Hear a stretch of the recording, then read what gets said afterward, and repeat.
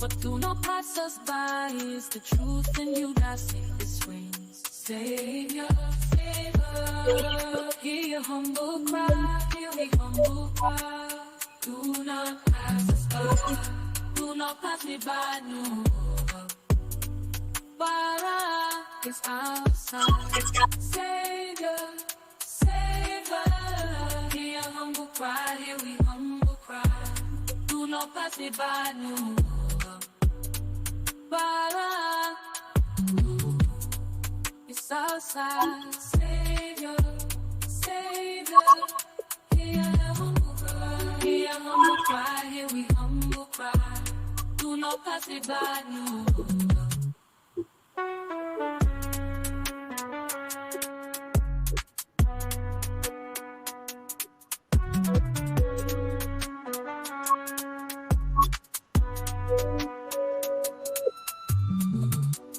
Do not pass me by, no. Bara is outside. Savior, Savior, hear your humble cry, hear we humble cry. Do not pass me by, no. Bara is outside. Savior, Savior, hear your humble cry, hear your humble cry, hear we humble cry. Do not pass me by, no.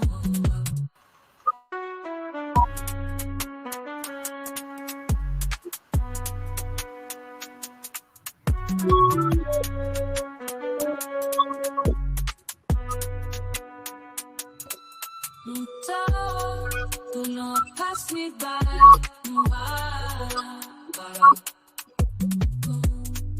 We cry in ancient ways.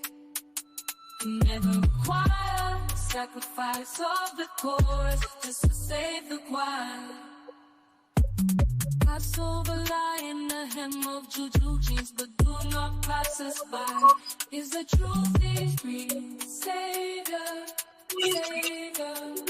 Hear your humble cry, hear we humble cry. Do not pass me by, no. Bara is a sign, Savior, Savior. Hear your humble cry, hear we humble.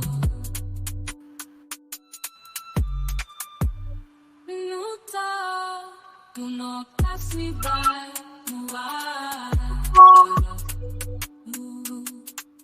we cry in ancient ways. You would never require the sacrifice of a chorus just to save the choir.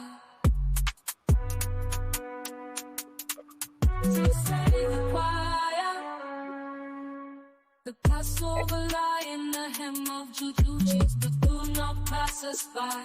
Is the truth is free, Savior, Savior.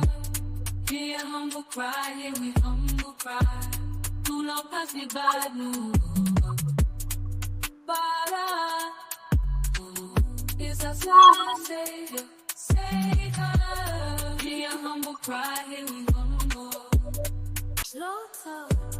Do not pass me by, no. Bara, who eat your ways you never require.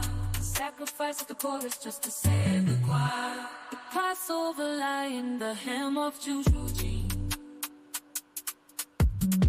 But do not pass us by. Is the truth in you that its wings? Savior, Savior, hear your humble cry, hear we humble cry. Do not pass us by, do not pass me by, no.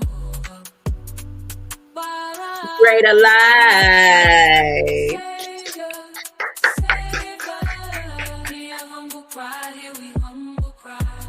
Do not pass me by, no. Greater light.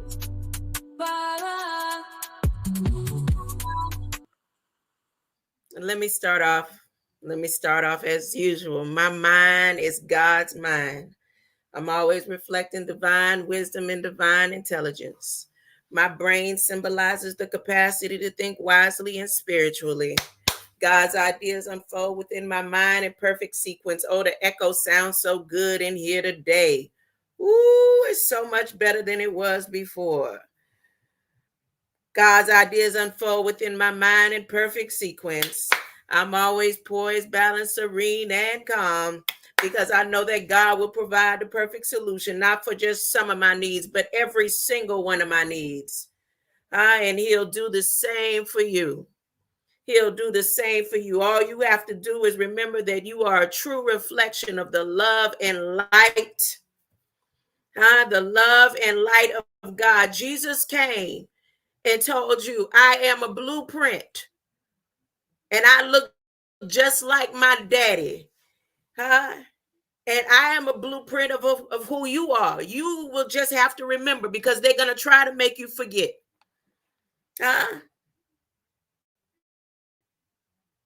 One God, one faith, one light. One God above all gods. Greater light, greater light. Let's get it started. If you can hear the noise in the background, they came back to finish up the doorway work. They came back to finish up the doorway work. Today it sounded like doorway work. Doors and floors. Doors and floors. Doors and floors. Look. Yesterday I left off at the choral, right? The choral Gables. I left off at the choral Gables, and guess who had something to say about me talking about chorals? The task force. I can't make this up. The federal government put a task force, the sicker task force out on me, talking about choral Gables and stuff. I'm not joking. I'm not making this up. I'm going to show you. I'm going to show you today. But I'm going to continue taking my journey through places that I have walked. In history. If somebody wants to call that schizo, then I don't know what the historians that travel all over the world and go to ancient stelas and stones and walk there even though they wasn't born there. I'm going through history and looking at history at places that I have walked and sat. Some I spent more time there than I did in the box house in the projects. But I'll be whatever man decides that I am. I heard yesterday somebody said, and that helped me out real quick, real easy. That made it so easy for me. They say, well, I really don't, in so many words, can't be associated with your crazy. What was crazy about what I was talking about yesterday? Because everything that I'm presenting is facts. Unless Wikipedia line and Google line and Miami Historic Museum is lying.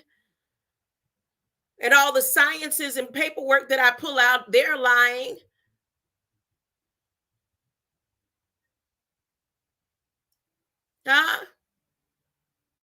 Everything I do for a reason. And to some people, it might look like it shame-face me. It don't shame-face me. It give me just the answer and the response that I need to go ahead and chop it off and move forward. Keep moving forward. See, now there's nothing to hold me to that piece of flesh. Easy.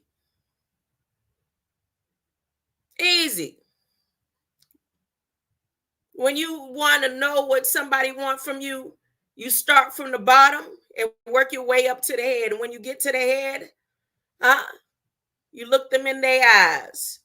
And if they can't look you back in your eyes, no matter where you stand, honey, chop the head off and keep it moving.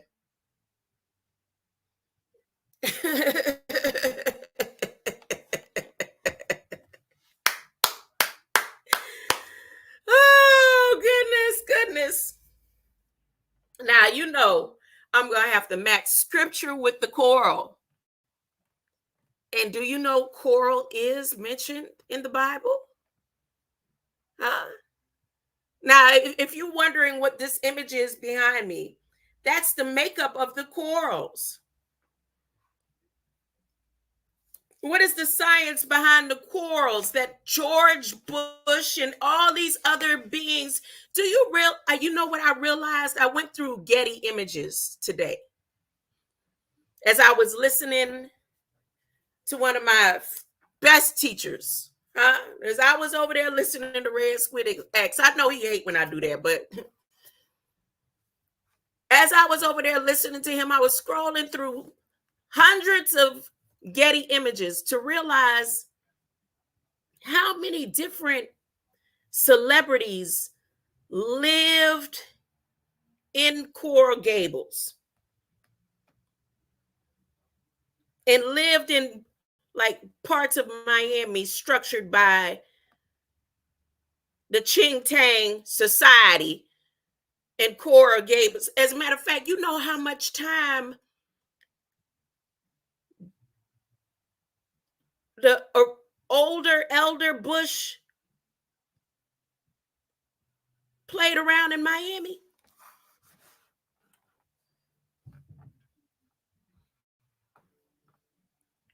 I look through through each photo in Getty Images, they'll show parts of the what we call AKA hood with disasters and riots and stuff. And then they'll show like the Gibbs brothers waving on a boat. As a matter of fact, there was a picture of one of the girls who we were like this, the Nassers. There was a picture of her in there fishing with her brother. And I was like, wow, and I'm looking through just more about Coral Gables because of this task force that they done sent out to address the coral. What is she talking about? I'm telling you, I'm going to show you in a minute.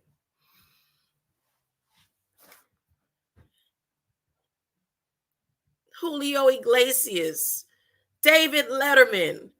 I just went on and on. And it was like every other picture that they show, football stars and singers and actors and actresses. And then they'll show a riot in Coconut Grove or the Haitians needing assistance or the immigrants. They'll, like that's how the pictures were scattered.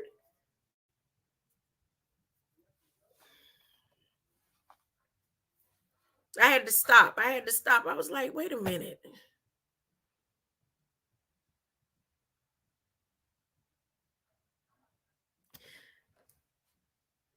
Let me start with this. I'm going to begin reading something that I picked up, one of those old papers I had on the side somewhere. And I'm going to read that first. I've read it before a few years ago, but I'm going to go to read it right now. No doubt about it. I don't care what gold mouth doctors say over there about people who abstain, and it's meant for me to keep my legs closed and not have no flesh attached to me. Ain't nobody worthy. They not worthy. They not worthy. They not worthy until I'm praying that God hurry up and keep his promise way before I get to the point where I feel like they not worthy. I don't care.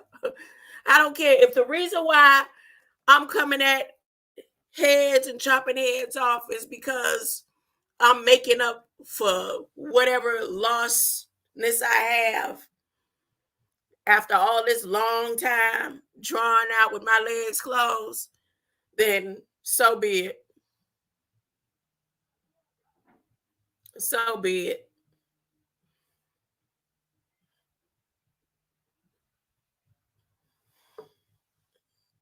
You gotta prove that.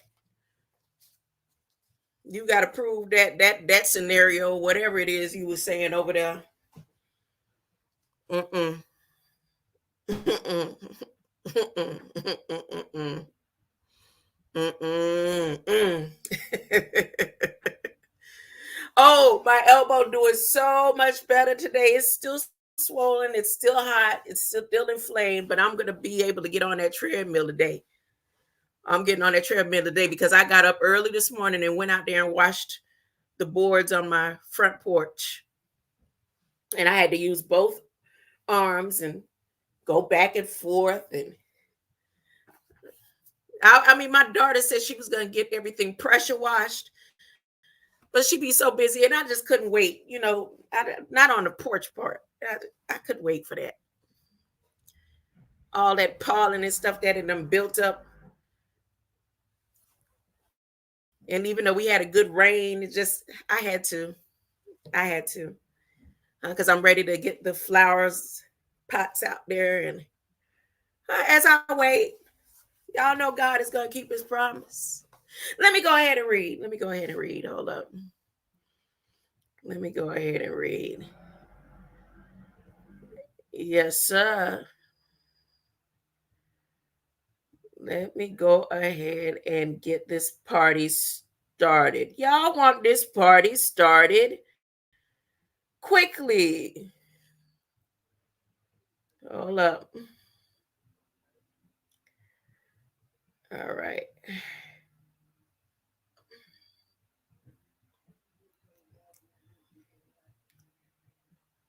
Here we go.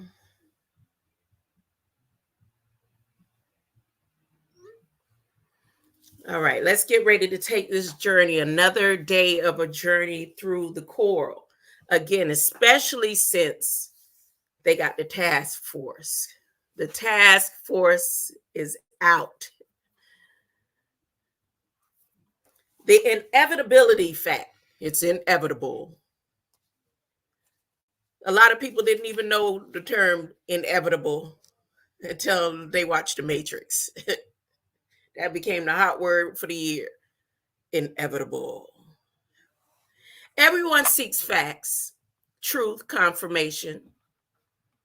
No one can really endure on blind faith or hopes. The stress and cares of life without facts about something, like not knowing the exact phone number of an important call, or the address of a place you must be at a certain time. To not have facts, to feel pain, fear, danger, but not know why or where to go to have it taken care of, that's blind faith. If somebody tell you they feeling, like they feeling pain, and they, feeling lost in the area they are, and they're not comfortable where they are, but they don't know where to go to take care of it, that's worse than religion. That's blind faith. And then they'll have the answer. But they'll go right back to the same thing. Hey, to the young ladies out there, the best way to find out if there's somebody for you and you think they for you and you in doubt, ask them to keep the promise and watch how quick they break it. They'll break the promise before they get to your underwear. And that's how you know. I'm saying this to the young ladies out there that's preserving themselves and trying to be right, because they're some of us, we didn't do it the right way. And there's a lot of young ladies now. I've heard them, I've listened to them, that they're trying to do it the right way, do things differently so they don't have the same, cycle.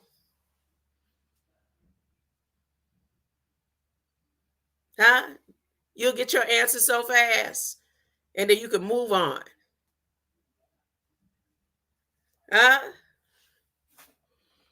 Let me continue. I don't know where that came from. Let me continue. That's blind faith. It's not life to death that can not ultimately be proven. Atheists cannot prove there is no God or gods, just as religious people cannot prove that their God or God exists by faith and belief only. And so they create their titles, such as pantheist or pragmatist. Facts are unavoidable, even if we only choose to have facts in our own existence. So, see, when I'm bringing something about a place that I walk, that's not crazy. A school that I attended, the people that are in that environment, different facts about religion. Huh? These are facts that I provide. They're facts that I could say to you. Don't believe what I'm saying. You could go to this factual information in Federal Register and check it out. You could go to this factual information right here in the book and check it out. A person that's a sociopath or crazy, they come out with stuff from out of their behind, or they pull it out of the air. Huh? And anybody that can't be associated with my fact finding, I feel sad for you that you don't believe enough in yourself to go and see that these documents and these things that I'm providing is facts. Everything about my life, anything that I say about my life, it's facts. It's actually written in federal files. Anything I say about what's going on around me in the house or outside, it's facts. That's why I make sure to put everything online so that it is factual.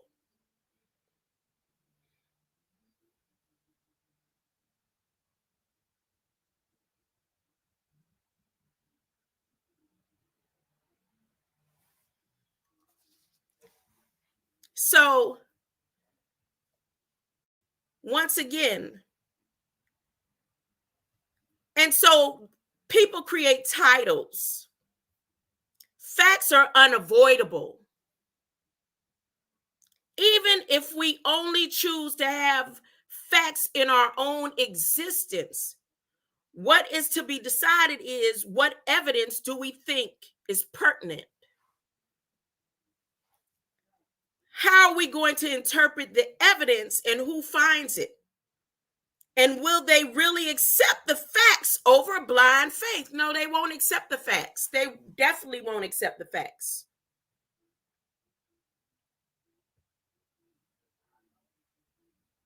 That's because there's the truth. They can't handle the truth.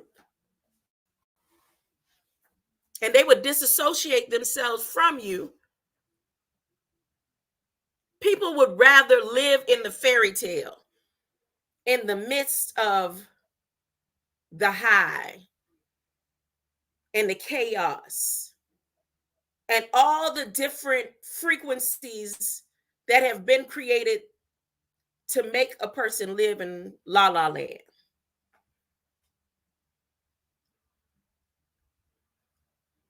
Before they accept the truths and the facts that somebody could tell them, see, you go point right there, go look right there. It's written right there. And not only is it written, it is scientifically proven.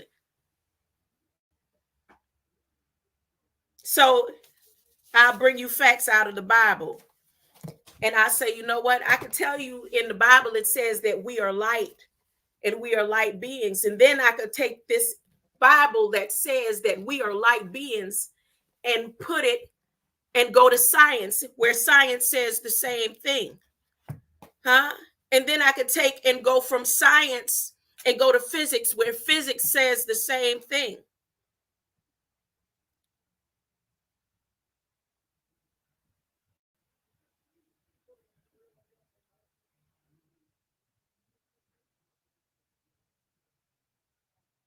And then you could go through history, time and time again, through history, the writings on the walls.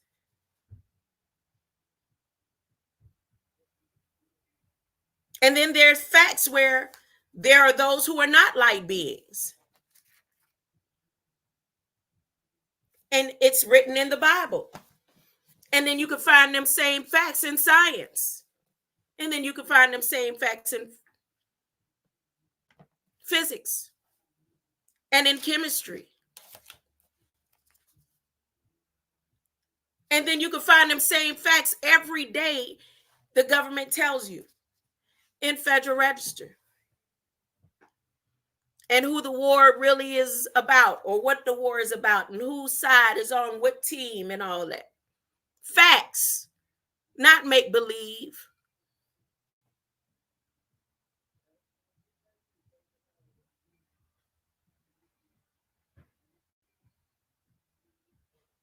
And a lot of people won't even believe in the light that's within them, but they believe so much in the light in their phone that they will talk and conversate with the light in their phone, but they don't believe that light holds consciousness.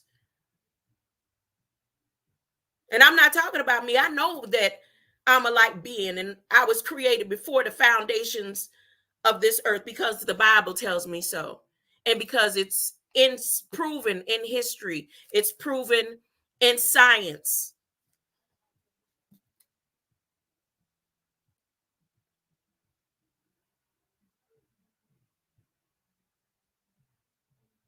There's facts about two different creations of beings in Genesis alone. As soon as you open up Genesis,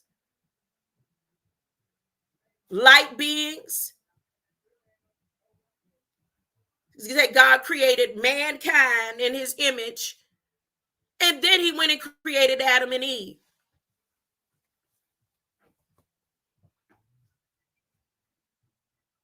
But people would separate that.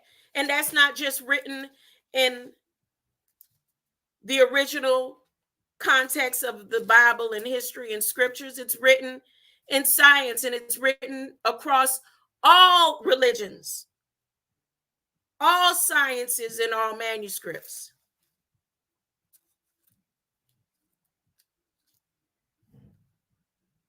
What makes it crazy when I talk about it is the way I present it. Is because what I look like when I present it? Is because I say it with so much zeal? Is it because of where I came from?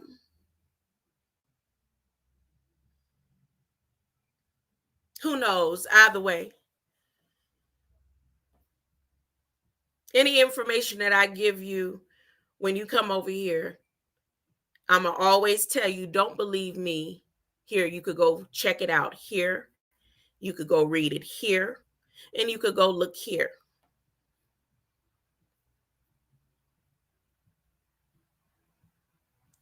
And what may happen as you walk that road, you may decide to look more into who you are.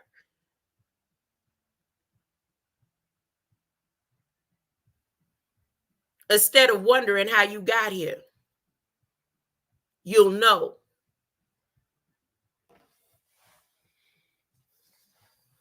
How are you or we going to interpret the evidence, and who finds it? And will they really accept the facts over blind faith? Ask yourself, who is your mother? She comes to mind because you know who she is. That's for some of us.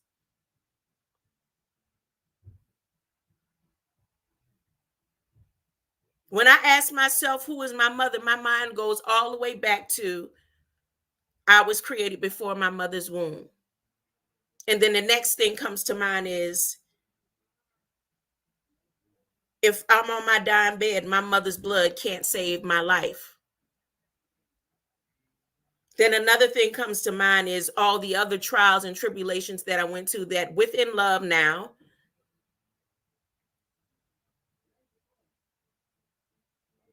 In my heart and mind, I'd be like, a mother wouldn't do that. But then I also realize now, and based on who I am, that she was created and her steps was ordered just like mine was ordered.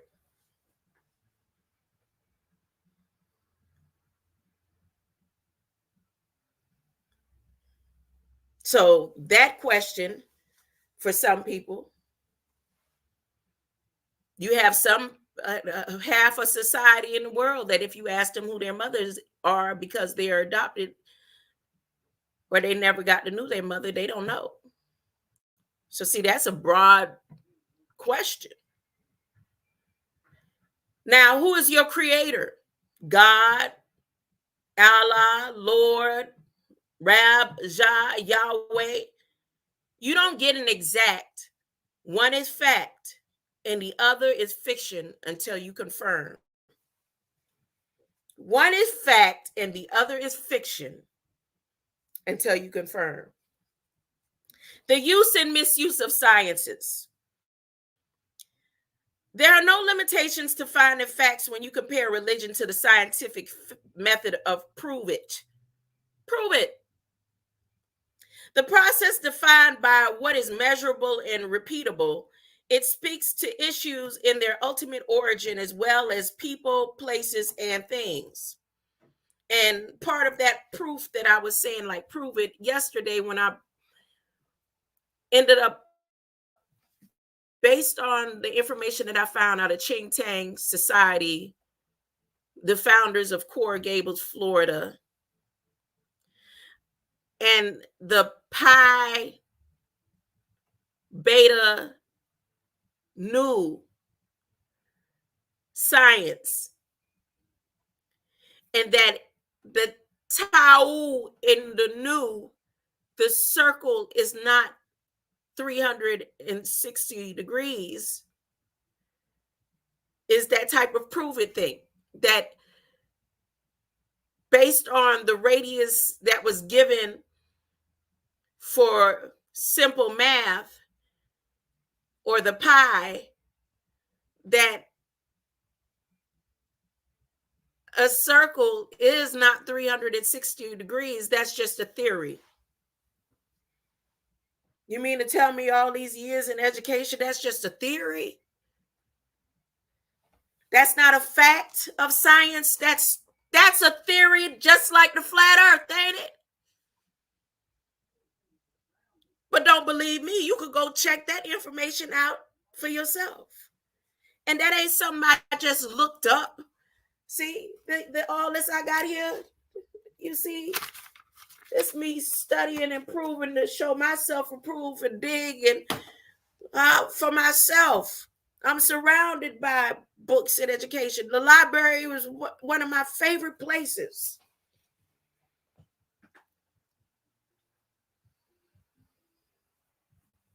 Not saying that makes me any type of intelligent, literate genius or anything. I can't claim that. It makes me one that likes to research information that was here before I got here. That's all it is. All this stuff was here before I got here.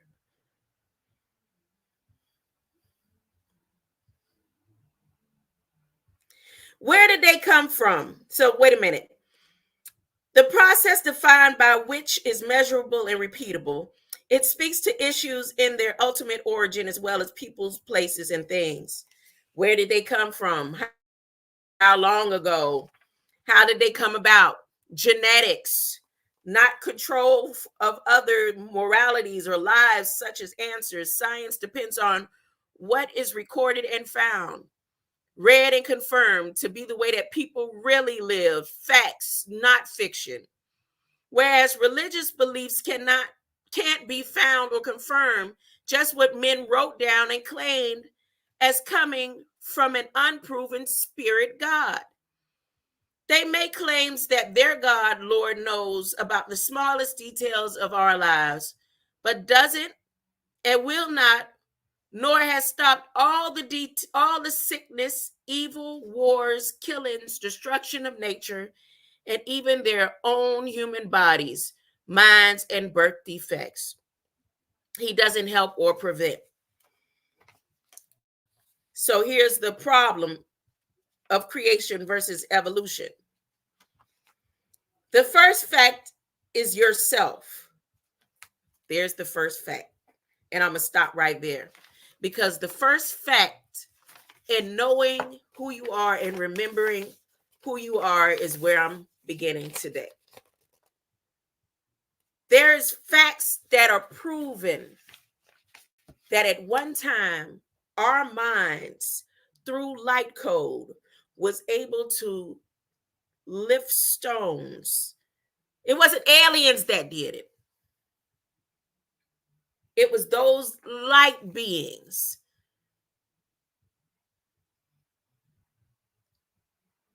That your mind was so powerful, you were able to move things with just your mind. And again, with all the different foods and chemicals over time has dulled it down. Now, I'm willing to believe that the man or men or people that Elon Musk and different sciences are using to pretend that they're putting something in their brain to make them be able to telepathically be connected to the internet is a trick of the eye. That somehow they've helped them change their eating habits, or they put different chemicals within them that would activate that light code within them. And they're under placebo effect where they really don't have anything in their brain. They're doing it on their own.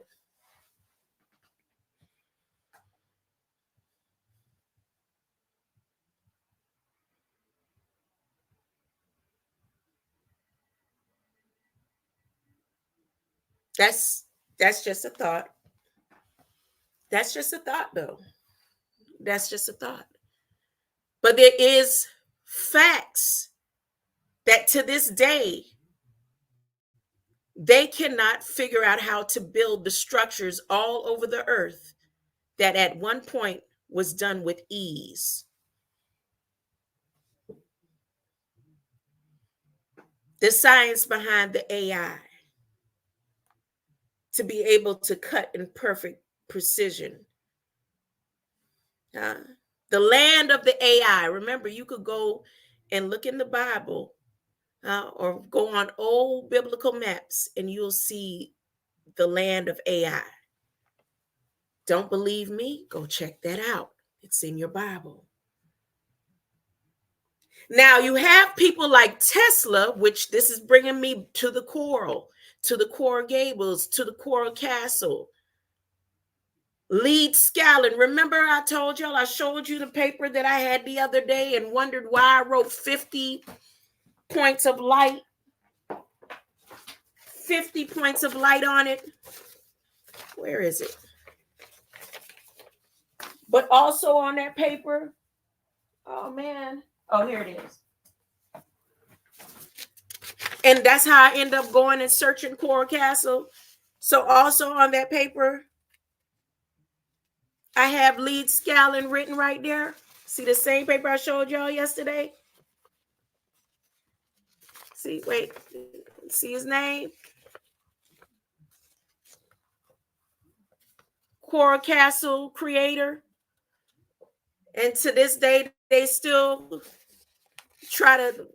can't figure out how he was able to get those stones down there that he created Coral Castle for his sweet 16 whole grown man, for his sweet 16 sweetheart that he couldn't have in Miami.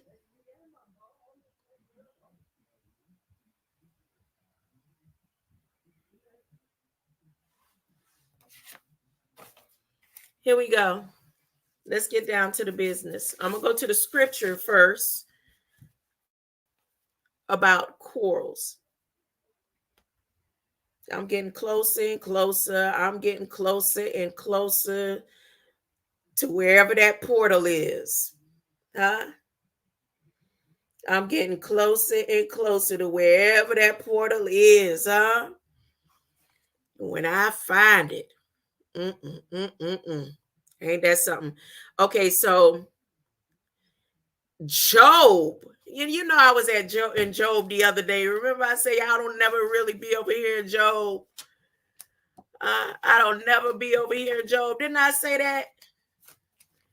And I was in Job the other day. So Job 28:18. Let's see what it says. Let's see what it says. It has it written right there. What's her name? What's the child name over here? B, or the assistant, but I'd rather read it from here.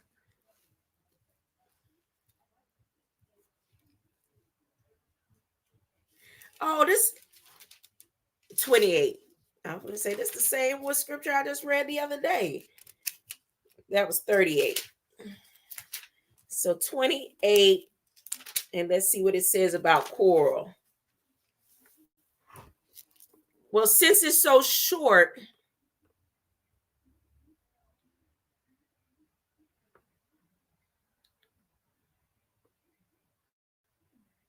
what? Listen.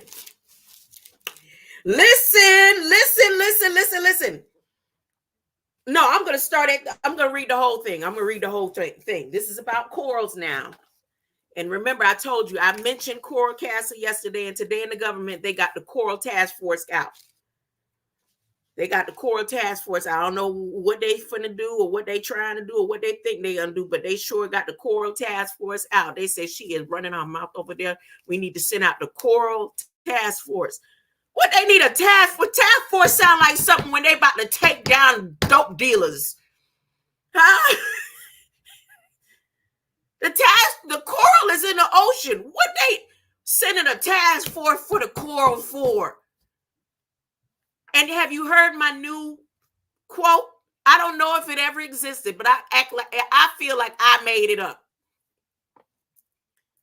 I feel like I made it up. I know that nothing that I think of is brand new, even though new is a whole science.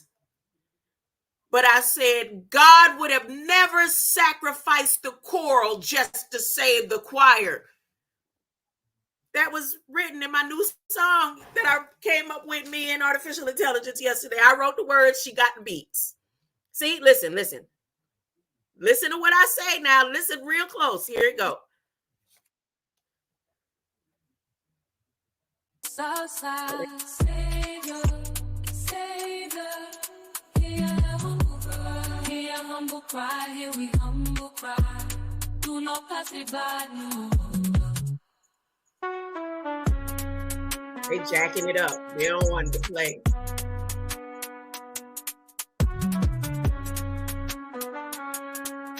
Listen.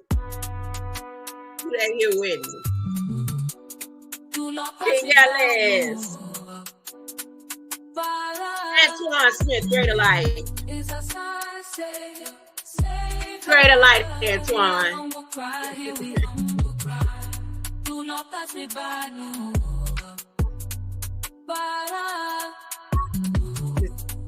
It's outside, Savior. Hear humble cry, here we humble cry. Do not pass me by, no.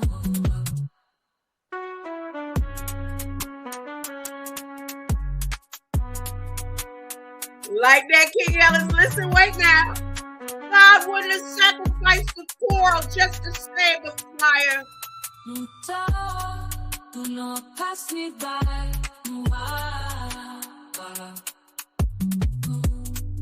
We cry in ancient ways. Never require sacrifice of the chorus just to save the choir. Pass over, lie in the hem of juju jeans, but do not pass us by. Is the truth decree, Savior? Right? Hear humble cry, okay. Humble cry. So he wouldn't have sacrificed the choral just to save the choir. Look what they say right here. Real quick. It's not here, the oceans say, and the seas reply, nor is it here.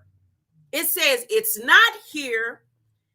The ocean says, and the seas replied, nor is it here. It cannot be bought for gold or silver, nor for all the gold or orpher or precious onyx stones or sapphires. Wisdom is far more valuable than gold and glass. It cannot be bought for jewels mounted in fine gold. Now listen, coral or crystal is worthless in trying to get it because its price is far above rubies. Topaz from Ethiopia cannot purchase it, nor even the purest gold. What I want to say to you is when you read that verse, the 18th, when it says coral or crystal is worthless in trying to get it, it doesn't say coral and crystal is worthless. The seas is talking and the oceans are saying that it's worthless for you to try to get it and steal it. And then it has semicolon. And not like the other verses, it got a comma and then a period. It has a semicolon that says coral or crystal is worthless in trying to steal and trying to get it because its price is above rubies. Its price, the technology, look behind me. Behind the coral.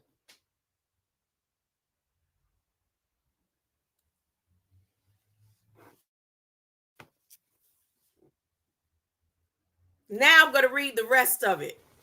I'm telling you, King Ellis, they got a whole task force out in Federal Register hit, I guess, yesterday. See, the trucks just left. The guys came back to finish whatever it is that they was doing. And they just left. And I promise you, I'm not exaggerating. When they first pulled up and they was out there and they had their music on, I guess just say, well, we ain't for to do like we did yesterday. And one of them was talking like they pretend like they not listening to me. And I'm pretending like I'm not talking about them. That's how this going down. And he kept talking about, I cannot. But trying to say it like he keep knocking. I keep knocking. He keep knocking. I was like, you know what? They full of it. I'm not even going out there to say hello to them today. Because that all that is just what I say. They gonna pretend like they not watching me. And I'm gonna pretend like I'm not talking about them. So let me read 28. Let me finish reading 28 with that symbol about the coral. Men know how to mine silver and refine gold, to dig iron from the earth and melt copper from stone. Men know how to put light into darkness, so that the mine shaft can be sunk into the earth, and the earth searched and its deep secrets explored. You mean to tell me man can do all that? I'm in Job now. Into the black rock shadowed by death, men descend on ropes swinging back and forth. What that mean? Into the black rock shadowed by death, men descend on ropes. They descend on ropes, coming down on ropes from the black tops, swinging back and forth. Men know how to obtain food from the surface of the earth, while underneath there is fire. They know how to find sapphires and gold dust, treasures that no bird of prey can see, no eagle's eye observe, for they are deep within the mines. No lion has set his paw there. Men know how to tear apart filthy flint rocks and how to overturn the roots of mountains. They drill tunnels in the rocks and lay bare precious stones. They dam up streams of water and pan the gold. But though men can do all these things, they don't know where to find wisdom and understanding. They not only don't know how to get it, but in fact, it is not to be found among the living. It's not here, the oceans say. The seas reply, nor is it here. It cannot be bought for gold or silver. I don't care. I'm telling you the truth, King Ellis. I've been in all types of situations in all walks of life. But one thing about it, I was never able to be bought.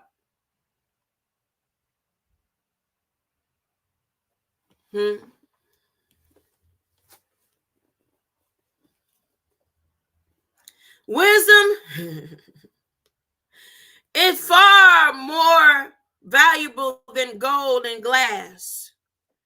It cannot be bought for jewels mounted in fine gold. Coral or crystal is worthless in trying to get it. It's worthless trying to get to the crystal corals. Because its price is far above rubies. Topaz from Ethiopia can't even purchase crystal corals,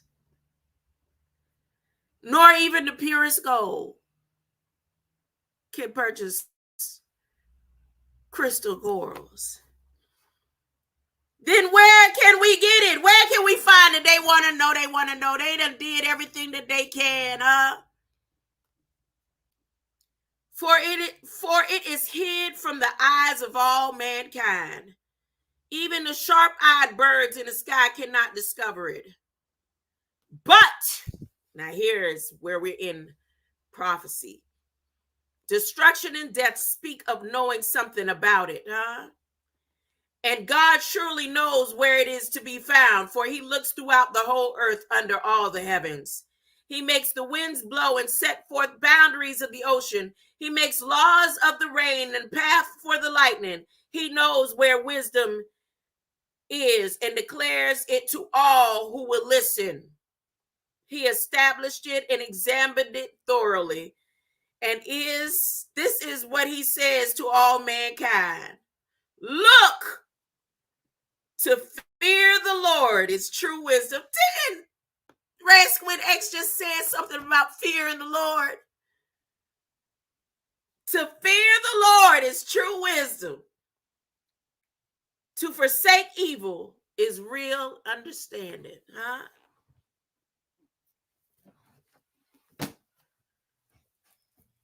Don't say Lord. As above, so be Lord.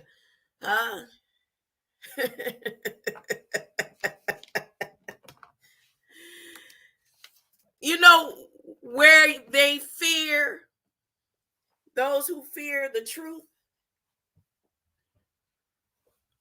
Because fear of the Lord is taken into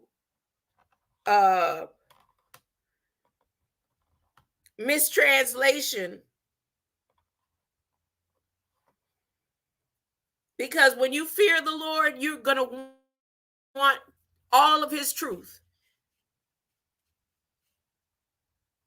When you fear the Lord, you are not afraid of truth, and you will stand on his promises. And it says all throughout the Bible, you will be proud to stand up and proclaim, and you will talk to him directly. You don't try to run and hide. See, there's scared and then there's fear.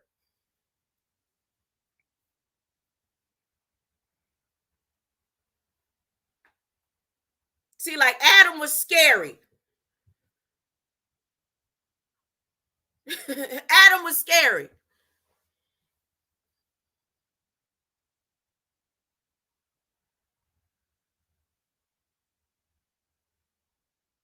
Those who don't have a direct connection and they're separated from God, they're scary.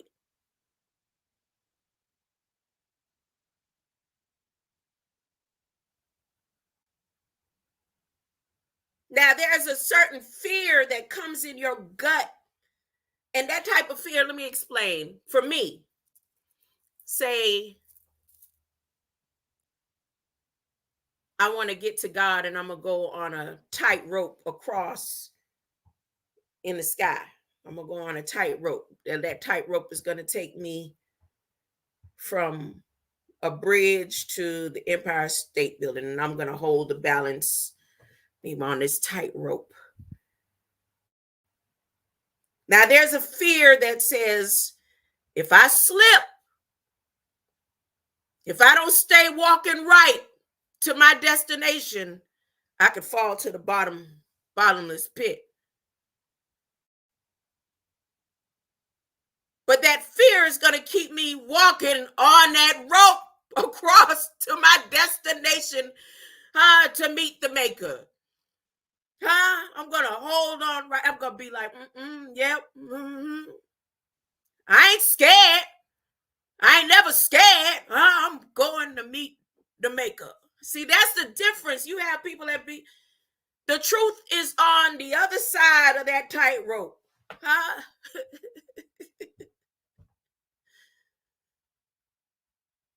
Scary ain't even gonna walk on the rope. Scary don't want to get to the truth.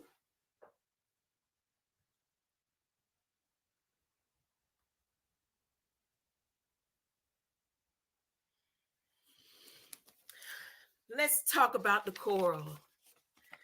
I'm going straight to Federal Register and show where I'm not making it up. All of a sudden today, they got the task force. When you hear task force, King Ellis, what's the first thing come to your mind on a task force for the government? Right? Look, here we go.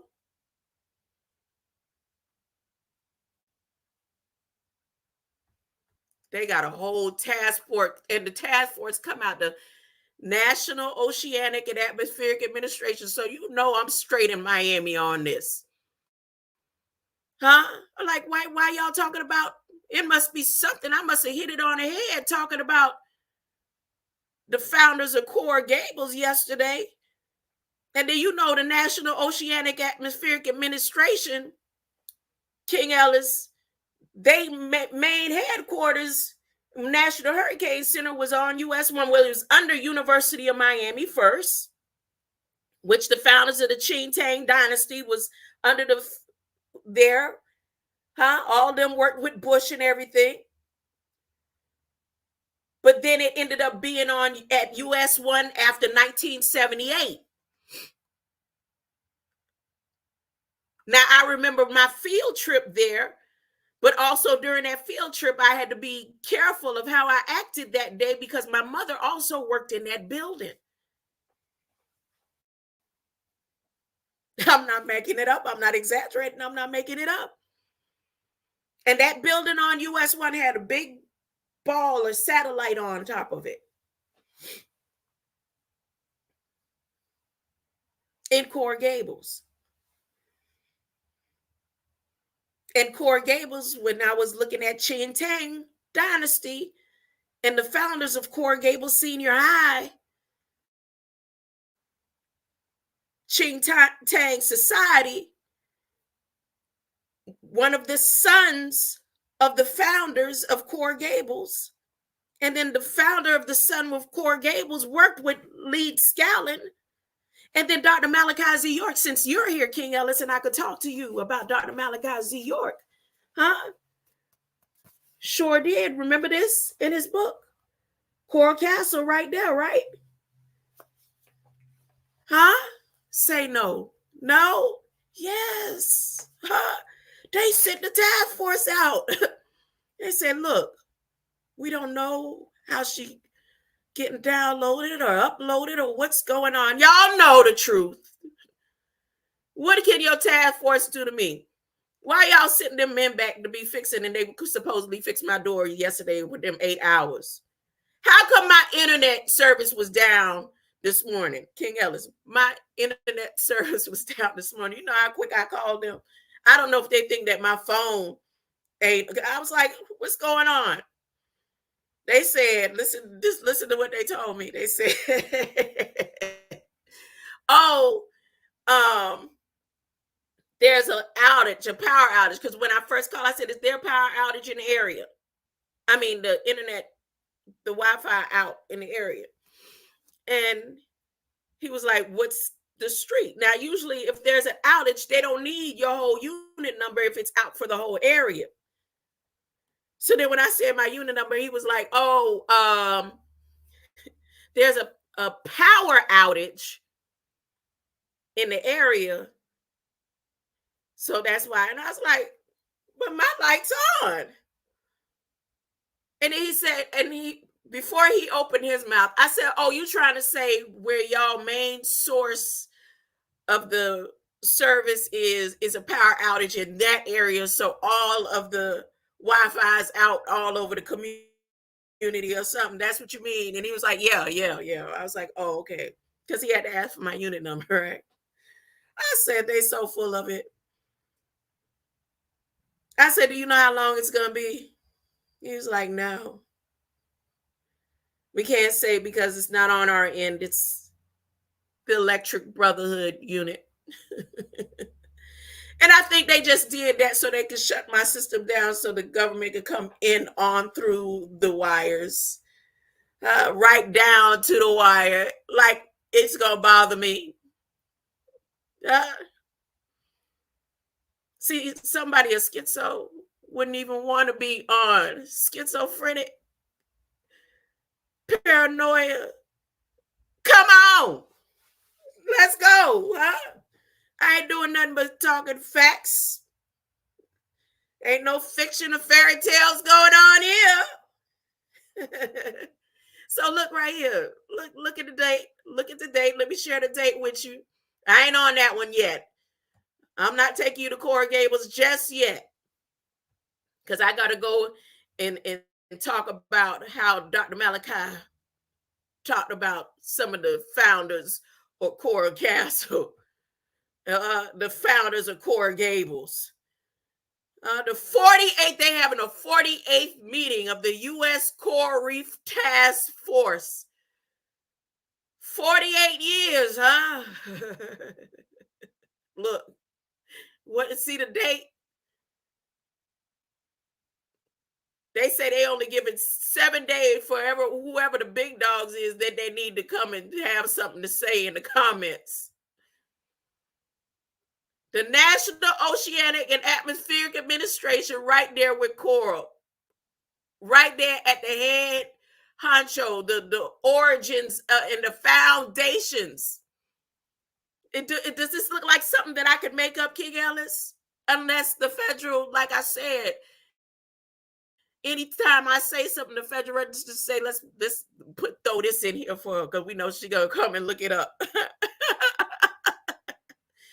But did they know that I would be holding the journey within and be on the page that syncs with the information there, and then go to the Bible where it syncs with the information there, and then click on the science behind why they so invested in the corals, huh? Why they so invested in the corals and the portals behind the corals. No, they didn't expect all that, right? They didn't expect all that. Let me read. Let me read a little bit. Let me read. It ain't much because they just they letting everybody know that we got to have a meeting. See? This ain't no long drawn out one. This is just like a quick, fast, in a hurry. It's like, look, we got to have a meeting, man. Why she talk about Coral Gables and Coral Reef and the beginning of the corals, and Chin-Tang? Where she found that information at? Who opened her up to that? I told y'all, I told you, look, you start eating right and stop taking in them chemicals that they got going on and clean the system out, huh?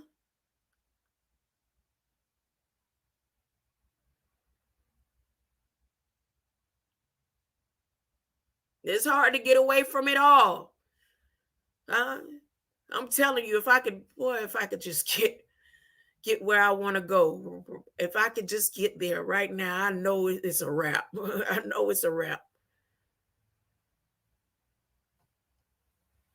I asked today, I've been texting family members. I was like, look, I need this to be my full-time ministry right here. I need 200 more subscribers. I need this to be my full-time ministry. I don't care nothing about nothing. Nobody says that. Yep. It's time.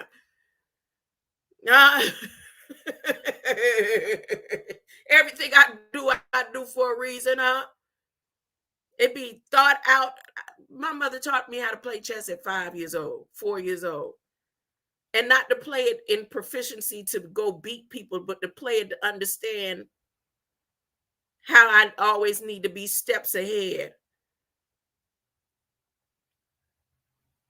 I'm a slow thinker, but I be planning it out meticulously. I tell you, I dined at the tables with these same Chin-Tang sitting there doing their experimenting, writing, going back, and they wives trying to prep me up for whatever it was they was prepping me up for all them time, and I failed, huh?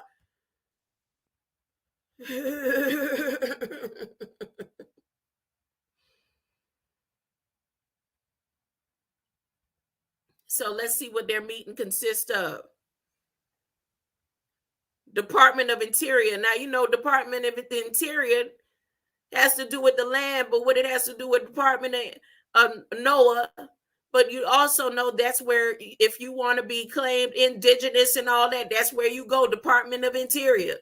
You want to find your family, and if you are part of being indigenous to this and all that, or native, you go to Department of Interior. You know that, right? Well, they getting together. They say, oh, no, we accepting oral and written comments. This is our 48th meeting. It is an emergency, huh? And it's going to be in Maryland. Hey, Squid, go find out what they whispering about in this meeting.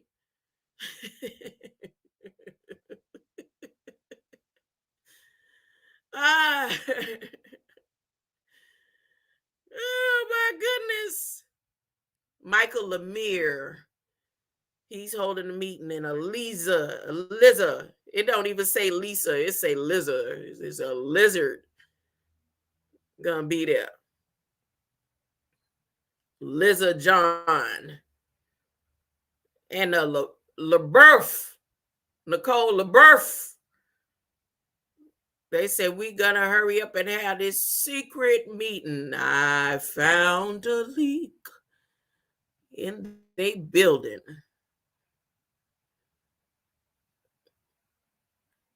What document they cite? The documentation for citation. Okay, there's a date right there. I'm going to go to this date. Let me go to this date real quick, okay? So it's January. No. November 3rd. Nope, it's January 31st, 1943. Okay, let me see if it's either January 31st, 1943. What happened that year? Oh, okay. See how I do? Okay. January 31st, 1943. See how I do that, King Ellis? You see? Okay. Go back. I'm going to show you where I found that date. You see right here? Anytime it's a final rule, they usually have a date coded next to it. Even though it's a documentation, that's also, I found that that's always a particular date. Now, I'm also going to type in January 31st, 1943. No, I did do January 31st, 1943. I'm also going to do November 3rd, 1943. So now let me go back to what happened. What happened with Soviet Union? At 7:35 in the morning in Stalgrad, Field Marshal Friedrich von Paulus surrendered 90,000 German troops to Soviet Army Lieutenant Fyodor Ichenko. The Chinks. The Chinks, because remember the name for the Chin-Tang is Chink. Of the 250,000 German troops that had invaded Soviet Union, less than 5,000 would ever return home. January 1943. Ooh. Ooh, boy. Okay. Well, let's see what happened in November 3rd, 1943. November 3rd, 1943. Second Battle of Cleve, more than 18,000. Ooh, November 3rd. Let's see, said the blind man.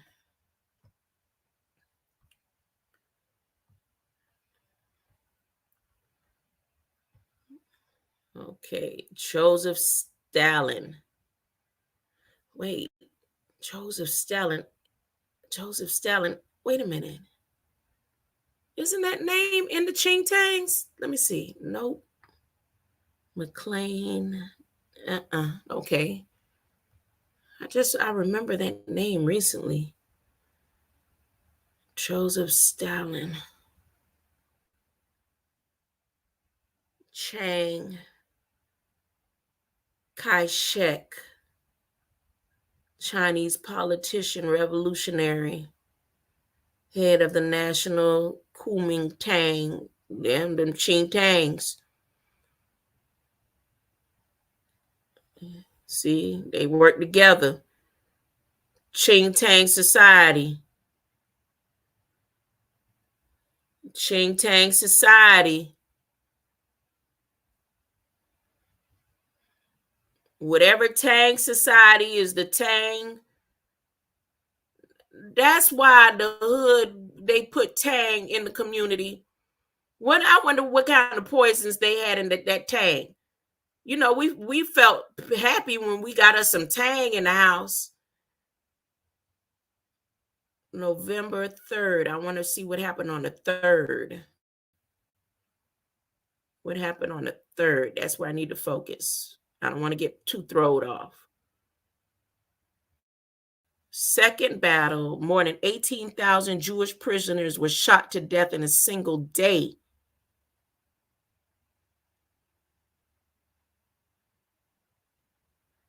In Poland.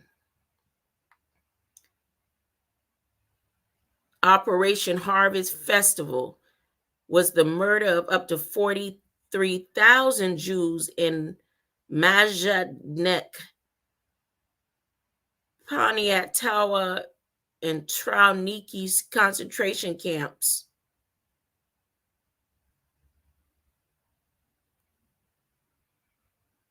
November 3rd through 4th.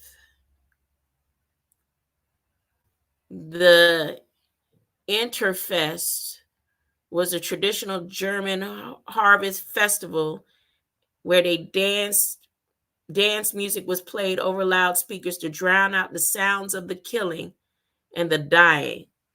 The extermination of the estimated 18,400 members of the camp were carried out by the order of the new commandment, German Lieutenant Colonel Martin Wise.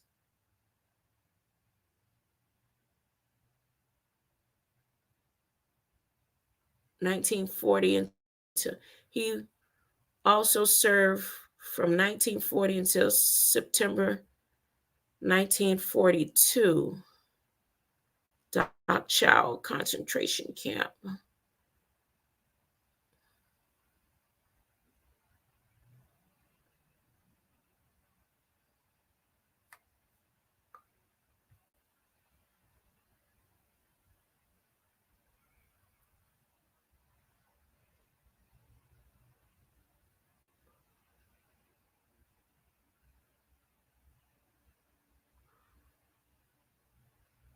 What I'm trying to see is, wait, is he still alive? Oh, he died in 1946. Execution by hanging.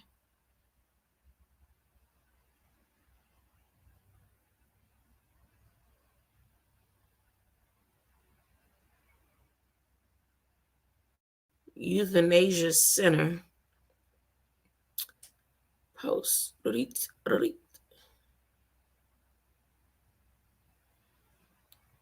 Yeah, right now they trying to pull some heartstrings. I don't see them heartstrings right now because I don't see the people that they talking about. Like I said, I believe it was a whole set of a different type of people than they saying that they want us to believe.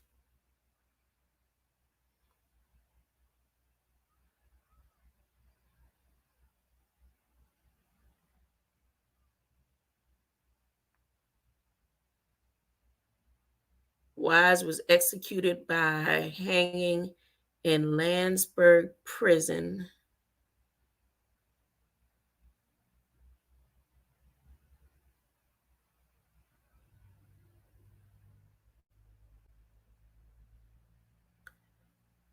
See the black hood. I just read something about the black hood.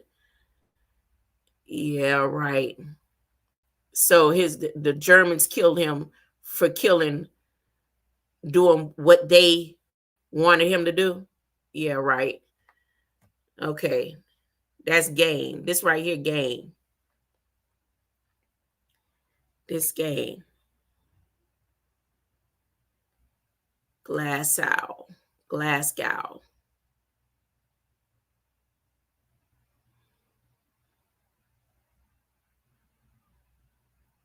Game.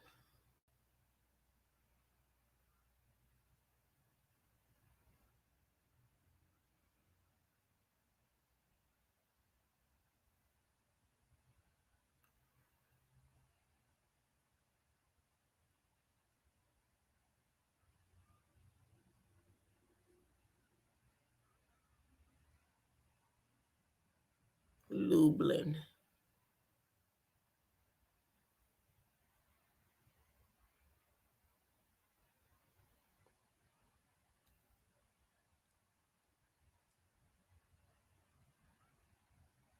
Yeah, I'm tending to believe that the date that they have is this date right here. Field 93,000 German troops to Soviet 250,000. Something about these dates, whatever. Mm-mm. That's game. That's game. All right, let me get back over here and stay focused on Choral. What they Coral Task Force coming at me about. Coral Reef Conservation Program. They ain't trying to conserve nothing about no corals. Okay, let me read you a little history about Coral Gables and the Merrick. So here I am. Oh, they booted me. Dang, they did it again.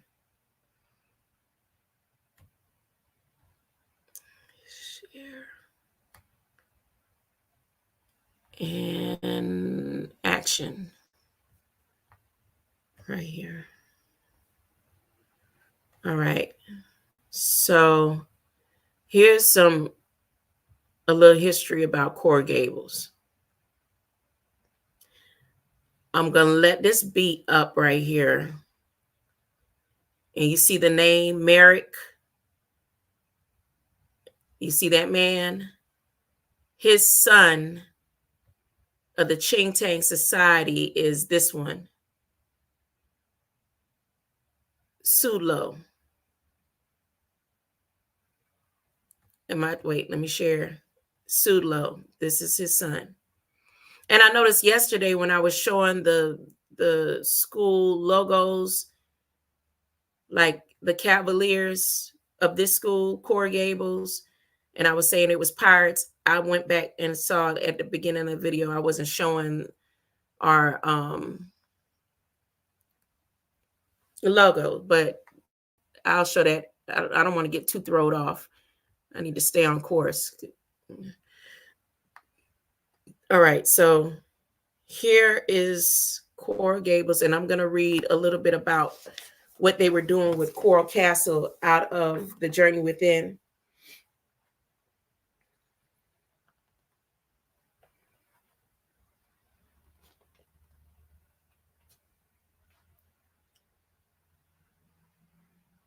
It's more than one page. Wow. I think when I did a build on this before, I had I wanted to, and I kept saying I want to go to Coral Castle this year, that year. I said I want to go to Coral Castle. It was years ago, before they had that meet and greet. I said I want to go to Coral Castle, y'all. Can we meet up in Coral Castle?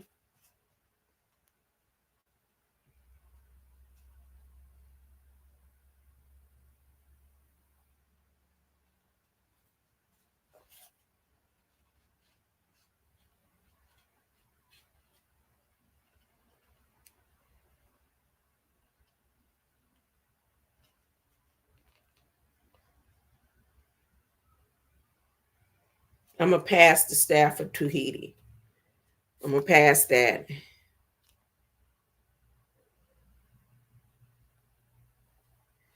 Okay, yeah, I'm going to start at the caduceus. Okay. Caduceus, which is the measurement of light, shows the two directions that electrons can spiral around the nucleus of the atom. Its purpose is to show the degree of light in the body.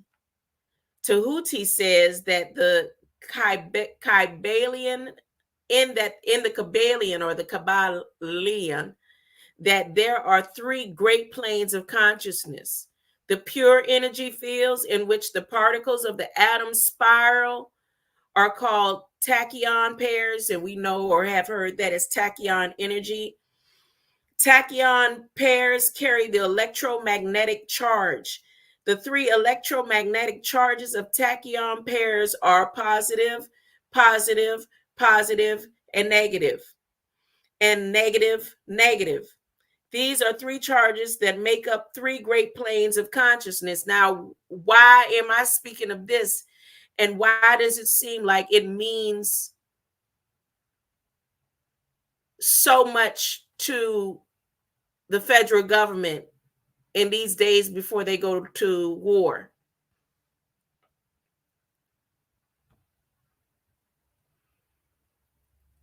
Which screen am I sharing right now? Let's see.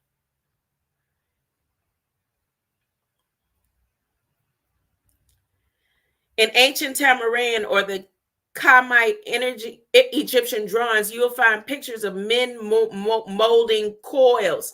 So we have here in Job 28 the description of what things man can do with coil and copper and all that. But then it mentions the black rock, right? And how men descend from the black rock, still trying to harness the energy of the corals and the crystals. These three charges make up the three great planes of consciousness. In ancient Tamarian or Kamite Egyptian drawings, You will find pictures of men holding coils. These coils are tuned to the reverse flow of the vortex energy generated between sites. A and B are turned to the South Pole vortex. The stone was struck by the rod and tuned to the South Pole field. The two South Pole fields repel each other. The block would then float down the walkway. So they're showing this energy that only until a man holds the rod, which now that picture that Broderick had up of Tesla holding the rod is not because he created the lightning. It's because he found the source of using corals and crystals to try to mock what it is that is within our cells and DNA already.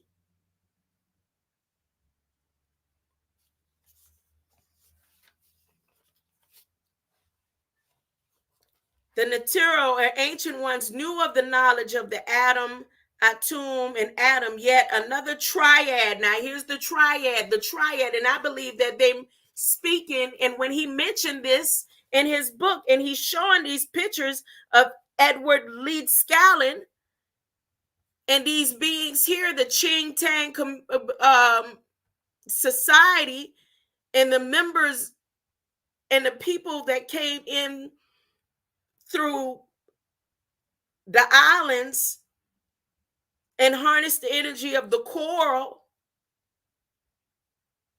And when you hear triad, the first thing I used to think of when I hear triad, it always takes me to China. But the triad was right here in the States the whole time, harnessing the energy from the black stones and the pyramids right here on this land.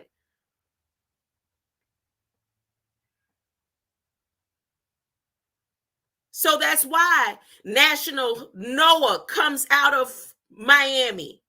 That's why all these major events that happened in the past years coming out of Miami. That's why they have a symbol of the Bermuda Triangle hitting from Tennessee Mount and all those places that was at one time sea-bared coral. Like you could find coral in the mountains of Tennessee and stuff. You could find all these different places where coral, where the seawater was prominent.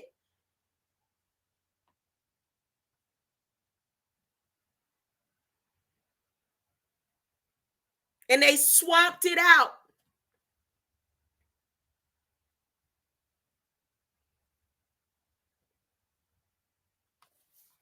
Let me continue.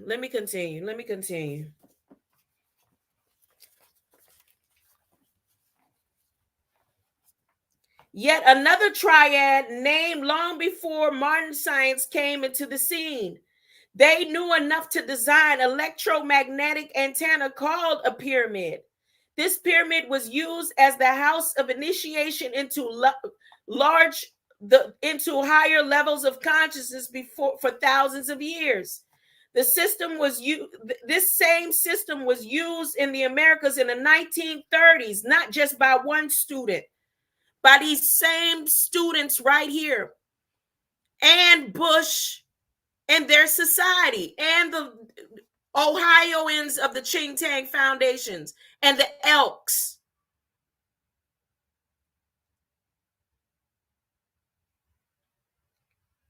In the 1930s, a student of the mystery system of Venusian named Edward Leeds Scallon worked with another named Nikola Tesla. And they all were down there in Coral Gables.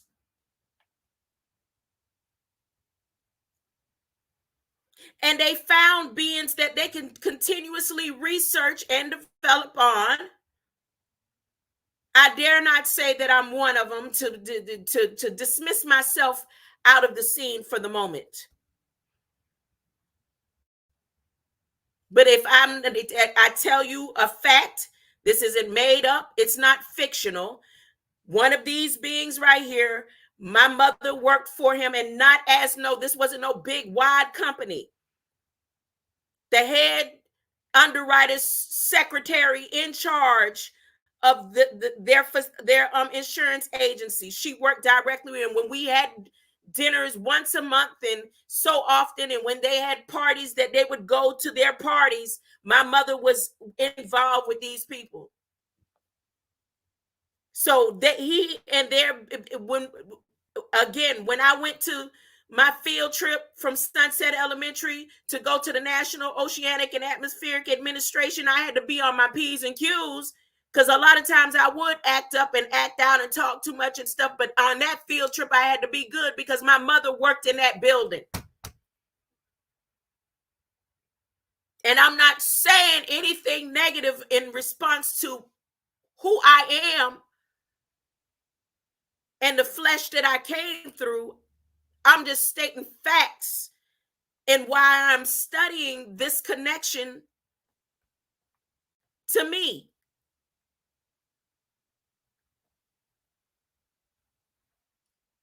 You know, a lot of people have a bunch of sciences and things that they're studying, and it don't have nothing to do with knowing who you are. Who's the first? What it said, what I read earlier, the problem between creation and evolution, between faith and facts. The first fact is you.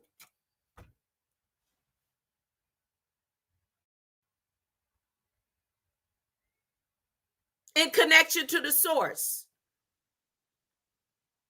For me, I have to be the first fact connecting to God, because again, as light, I was with him before the foundations of all these things that was here before I got here, and before the foundations of my mother womb.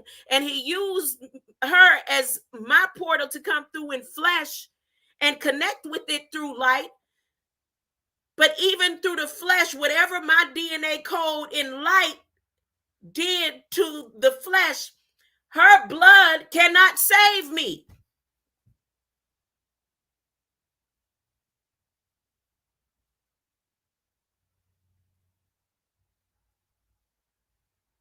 My blood does not match the beings that came to be my family on this plane. Not my brother, not my sister, not my grandmother. I am a whole different being and entity. Now, my blood can save all of them.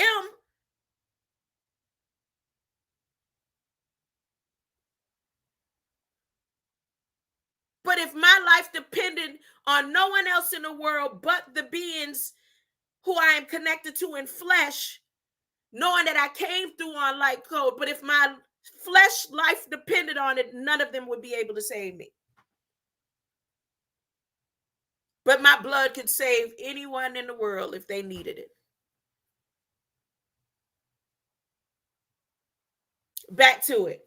So this research and development, and I'm talking about Chin-Tang, and I'm talking about chorals, and I'm talking about this. These are facts.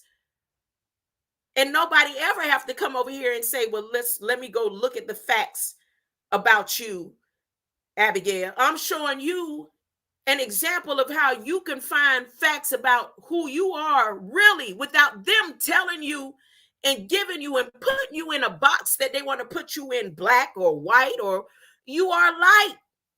And for those who aren't, once you really start digging, you'll know, yep, I really am from the land. I really am, according to Genesis, a descendant of monkeys, because Cain, and Adam, they came from the land.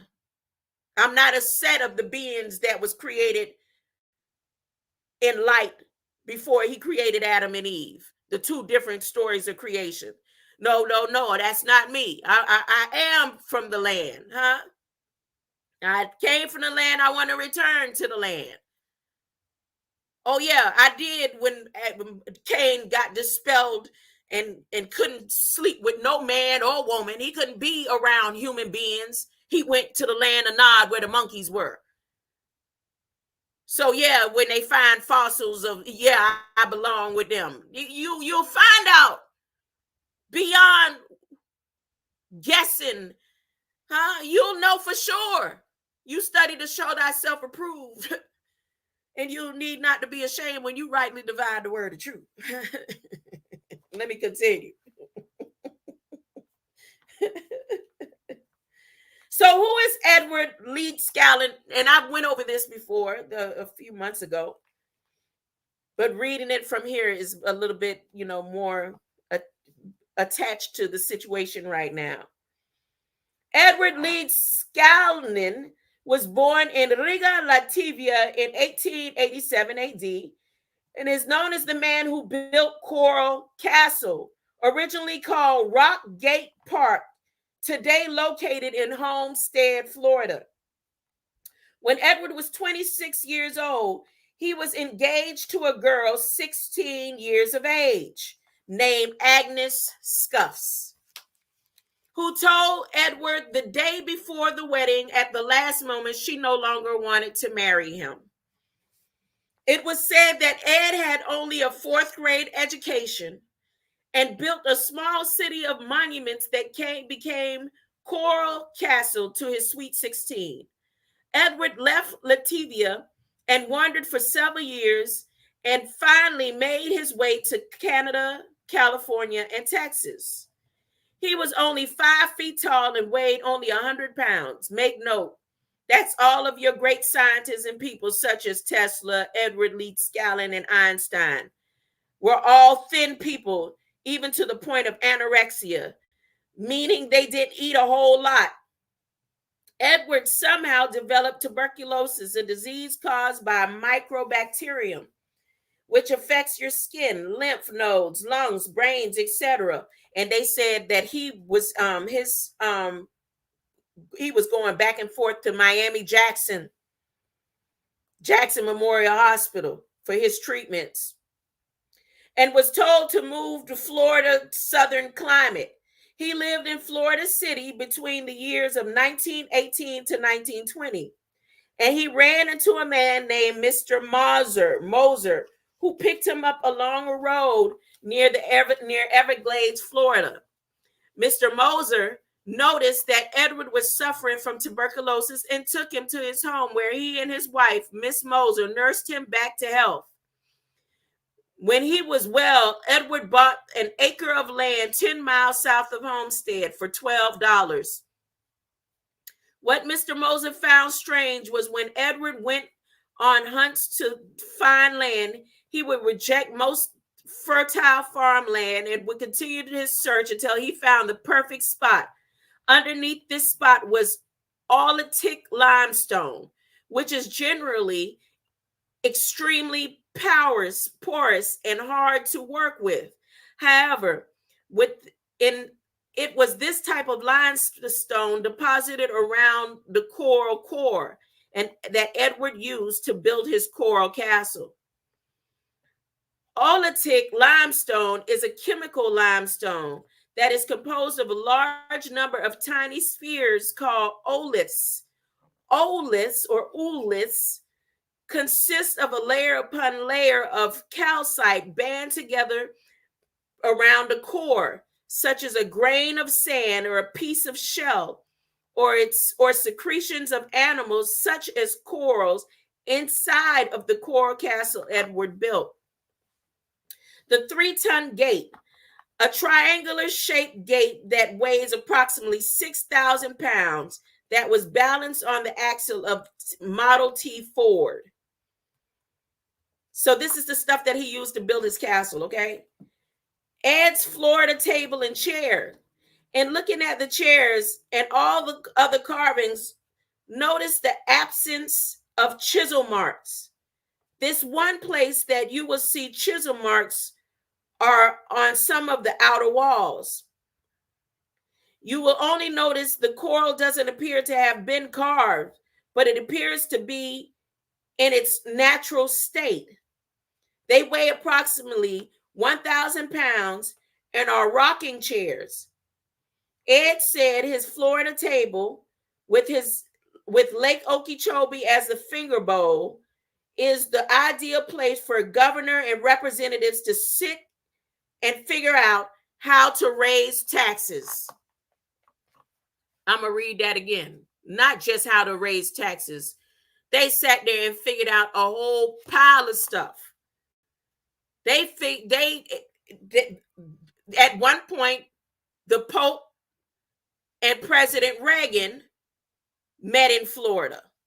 I found that in a picture today, looking through Getty Images and trying to find pictures of the National Hurricane Center at the years that I remember being there, and other old pictures throughout Coral Gables. So he said that his rocking chairs and Lake Okeechobee as the finger bowl is the ideal place for the governor and representatives to sit and figure out how to raise taxes. Surrounding the coral rock chairs are all rocking chairs. The Polaris telescope. The north wall contains over 150 tons of rock. There you will find the Polaris telescope, which is perfectly focused on the North Star. But I'm willing to believe that if you go and look through the Polaris telescope that was created all them years ago, the North Star is not being seen through there anymore. I would love to go and travel and just go down there just for that, to show that and prove that. It stands 25 feet high, because I said when they did this eclipse, the whole eclipse shifted everything. It stands 20 feet high and weighs almost 30 tons. Carved on the telescope is 1940, the year it was completed. So the year it was completed, either one of these beings, these boys, young boys, could have been down there helping put it together.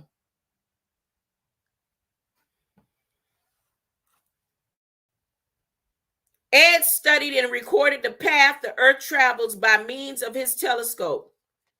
He used the data to build his sundial. The sundial, Ed created his sundial to record hours between 9 a.m. and 4 p.m. The hours he believed a man should work. Using Ed's sundial, it is possible to tell time within 1 or 2 minutes. A short inch, or the width of a man's thumb, is equal to 5 minutes. Time indicated is always standard. He also has the crescent moon and planets. Located within the east wall of the 20-foot tall crescent of the east, which weighs over 23 tons and was moved by Ed from Florida City.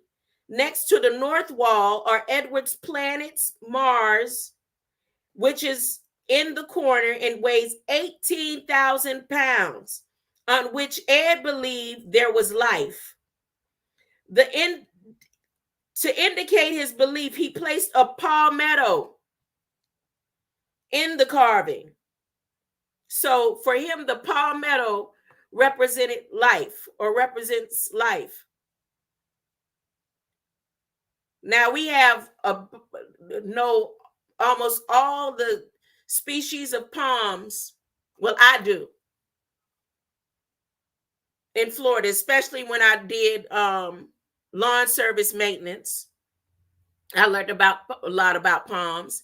I learned about palms because my Aunt Gotti, when she would come from Bahamas, she would weave baskets and teach us how to weave and make hats with the palms that we had in our yards. A lot of the palms, it bears fruit. You have the cabbage palm. So I learned a lot about palms. But for him, being the being that he was, and even when you look at symbols and signs within on the other side of the ocean, there's palm bearings on through certain religions.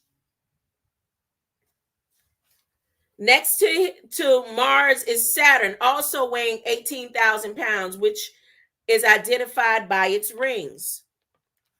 The Great Obelisk, an incredible achievement for Ed. This piece is over 25 feet high and weighs over 28 tons. The obelisk is taller, the obelisk, some say obelisk, is taller than the great upright at Stonehenge. So the obelisk at Coral Castle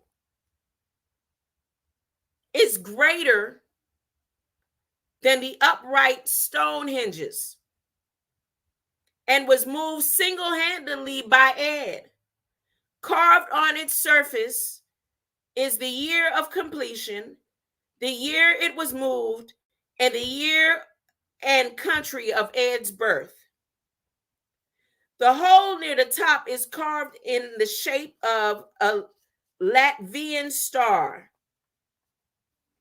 I don't know what a Latvian star is, so I'm going to look at a Latvian star. Let's see.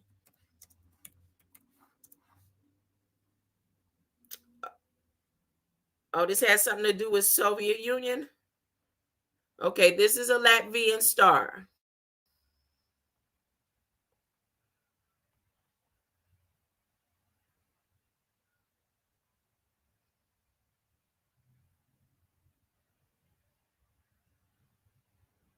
So it's an 8-pointed star.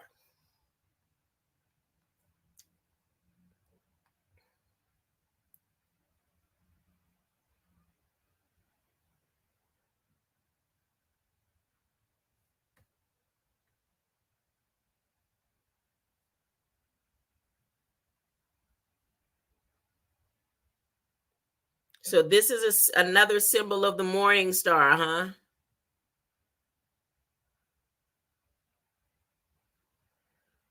The morning star during the third awakening.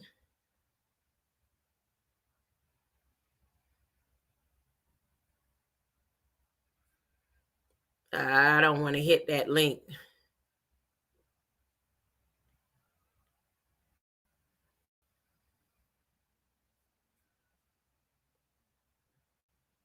The deity of the dawn. Ausikilis was a male god.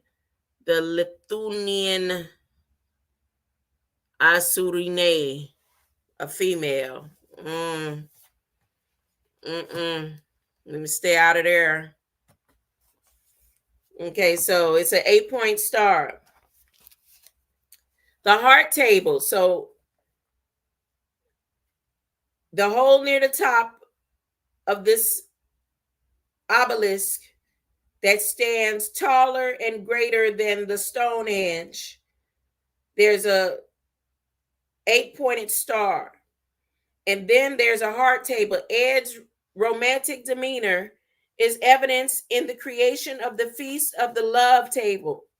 It is a perfect shaped 5,000-pound table. Ed decided it would be too difficult to keep fresh flowers on his Feast of Love table, so he planted an Ixora bush in the table, in the center of the table.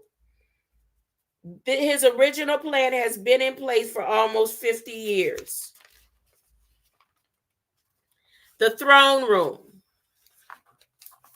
Ed believed that every man's home was his castle, and every castle should have a throne room. Ed's throne weighs 5,000 pounds, and it rocks. He placed Sweet 16's throne behind and to the side of his own, with a child's throne next to hers. All the thrones are quite comfortable except for that if of his future mother-in-law, placed behind his own. Ed made this chair the most uncomfortable one in the castle, hoping that it would cause her to cut her visit short. To the left, facing away from his throne, Ed built what he called his mad rocker. He said that when he and Sweet 16 quarreled, or one or the other would sit in the chair and rock until either made up or got hungry. I'm laughing. That's something that I was the way I was with my husband. Oh, no. We just go sit here until ready to eat. No, we ain't going to bed mad. We ain't going to bed angry. I'm sorry. We better make it up now.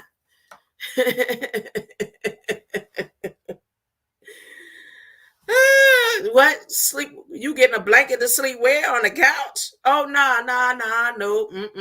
Nope. You better get over that anger. You know, we ain't sleeping in no separate beds. Ain't sleeping, nope. Ain't no such thing. Couch.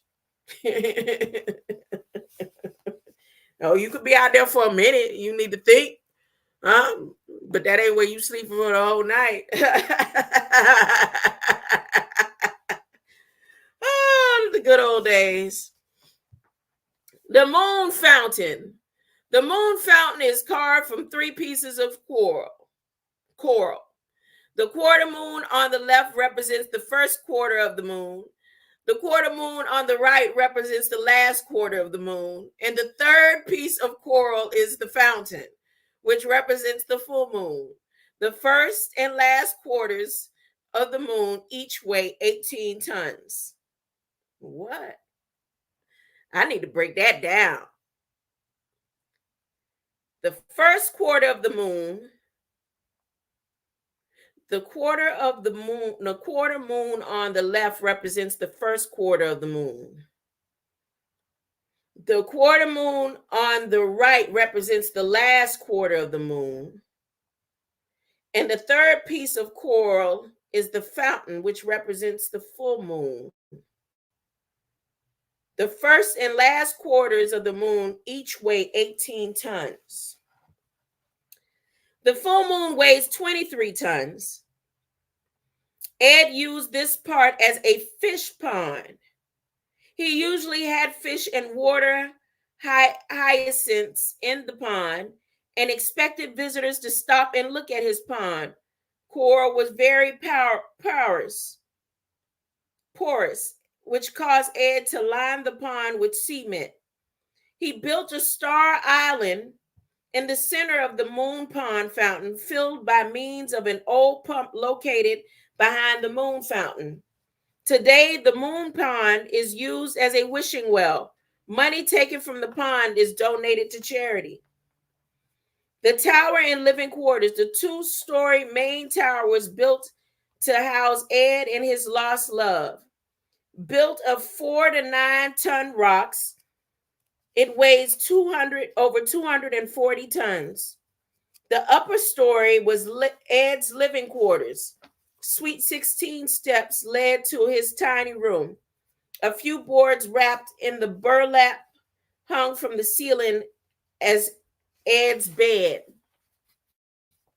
The 9-ton gate.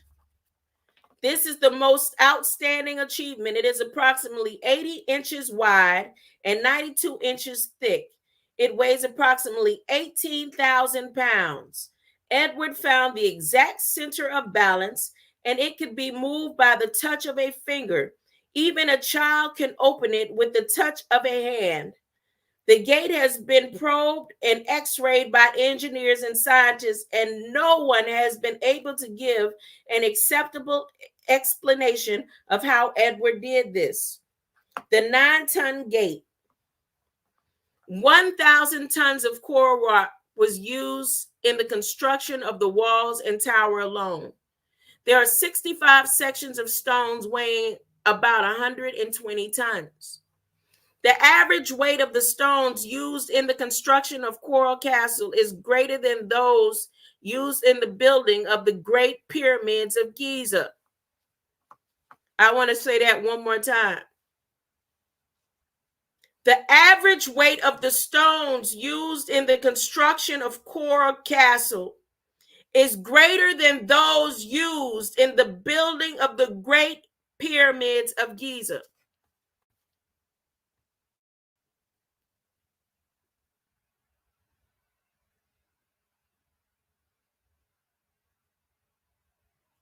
You mean all this time I ain't been live? Let me see. I know they playing with me.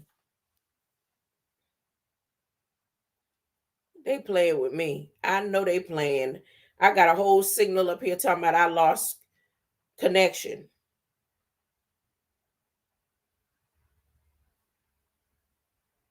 But I lost connection. Oh. The good old days. This could have been down there. Okay, they want me to click out and start back over. I'm not clicking out and starting back over. It say try sharing my screen again. Nope. Because I just listened and I'm coming in just fine. I'm coming in just fine. I'm going to read this part again. I'm going to read this part one more time. The average weight of the stones used, as a matter of fact, let me just type it in and put it on the screen. The average weight of the stones used where is it? Used in the construction. They want me to be quiet. You see that, King Ellis? What time is it? Is that you just posted that, right? Oh no, you're not here either. Construction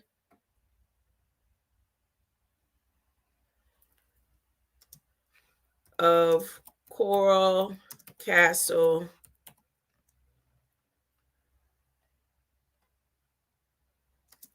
is greater than, okay, those used in the building of the Great Pyramids.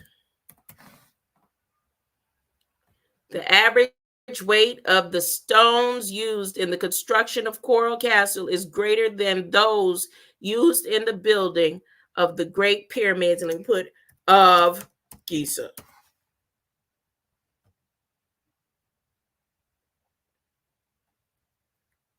Yep, there it is. How about that? How about that? Now, and let me continue.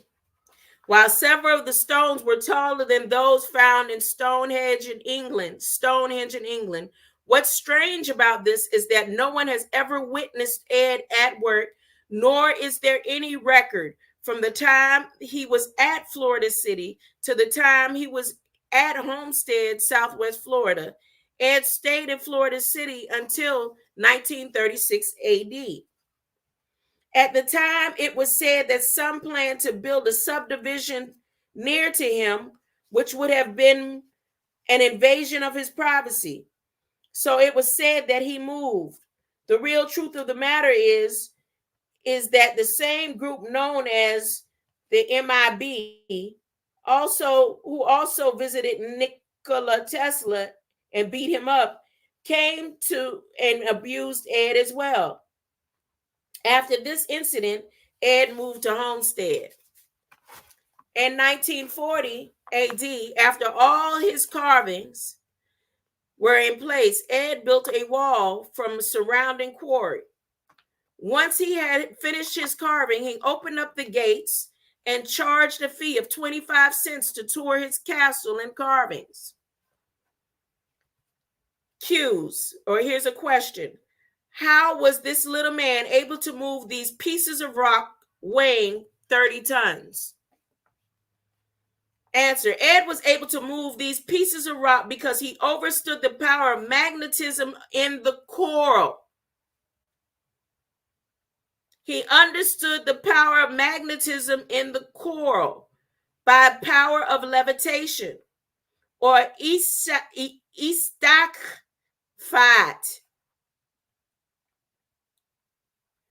an ability everyone has within them. And by disciplining the body and mind, he had firm ideas about magnetism and said that we get magnets from food we eat because of the magnetism of the food. Let me read that again. He had firm ideas about the magnetism and said that we get magnets from the food we eat because of the magnetism of the food. And he was said to have purchased sardines, crackers, and eggs, milk from town, but always ate green vegetables and trapped rabbits. When Ed moved to his new location in Homestead, he bought 10 acres of land and carved pieces of coral were moved to its location with the aid of a friend who had a truck that Ed loaded and unloaded himself without anyone's assistance. It would seem strange that no one was able to catch him moving these blocks that weighed 30 to 40 tons each, but he worked at night by lantern. He always seemed to know when anyone was coming. He had a sixth sense and would simply stop to work and patiently wait until the spies would go away. During his tours, he would also sell literature about the power of magnetism entitled Magnetic Current, Mineral, Vegetable, and Animal Life, a book in every home. Now, the pyramid itself refocuses light energy into three different electromagnetic charges of tachyon pairs. That is why there are three chambers in the Great Pyramid of Khufu, son of Snefru. The subterranean chamber represents the physical levels of consciousness, the negative field of tachyons. The Queen's chamber represents the mental plane, the negative, positive field of the tachyons, and the King's chamber, the spiritual plane of consciousness. The spiritual plane has a positive and positive charge. The pyramid is a lens or an antenna that refocuses light energy. The symbol of the caduceus represents the column of light energy that can be seen in the middle of the pyramid. This column of light energy combines the two directional spirals of electrons. This is what creates properties of the mysterious pyramid power. The pyramid lens causes mirrored image. What is put above ground will also appear below the ground. The ground is a shadow form. This is where the statement as above, so below comes from. So now, why is this in these days important as I read it and connected with the Bible, connected with Federal Register, and this last great false eclipse that used the technology of light imaging, green screen, and pulling currency and power? Because when I continue with this tomorrow, I'm going to go into how they're able to pull the energy and power through the illumination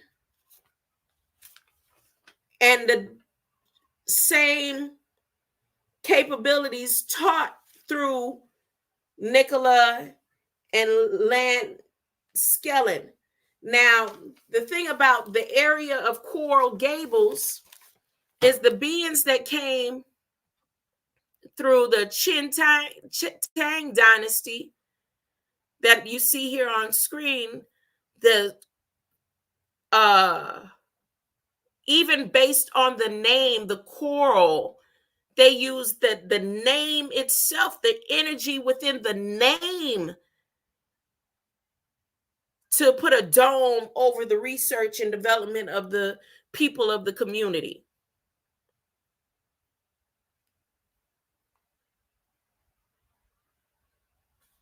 So let me read a little history about George Merrick.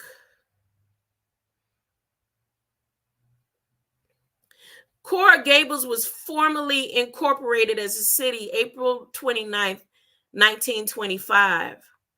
It was and remains planned community based on the popular earlier 20th century City Beautiful movement.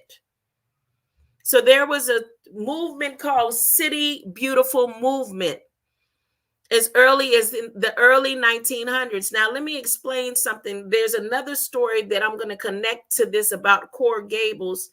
And I've been taught throughout the years of the high standing that the community that I was raised in was held. But then one of the commissioners of the city, or of Coconut Grove, I was reading her story the other day, a story that she wrote, and it tells a whole different story. It tells a whole different story, but the story is strategically connected to the Gables and the Merricks. Because now, remember, Gables is the name of a being that created part of the town. But the choral is what he based his building on.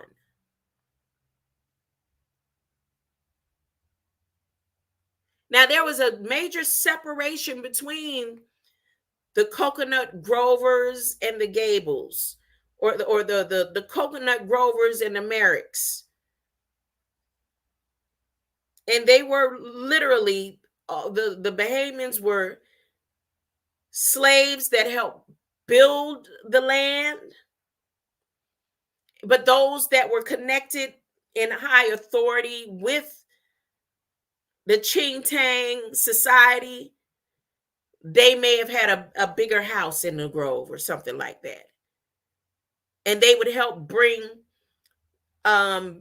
beings out of Coconut Grove to go and work and help build up Coral Gables, help build up Cocoa Walk and things like that. And yes, they were able to dance and party, but the most of the women within the community there, I'm saying this is a commissioner telling the story. And the reason why I went to go read her story is because, speaking to my mother was like, oh yes, I found out that and I'll tell y'all her name later. We're cousins. So all the years of us being in Miami and in Coconut Grove and all these different people and places and stuff, now you're saying that, right? But I never saw her as a cornerstone of the community anyway, for me.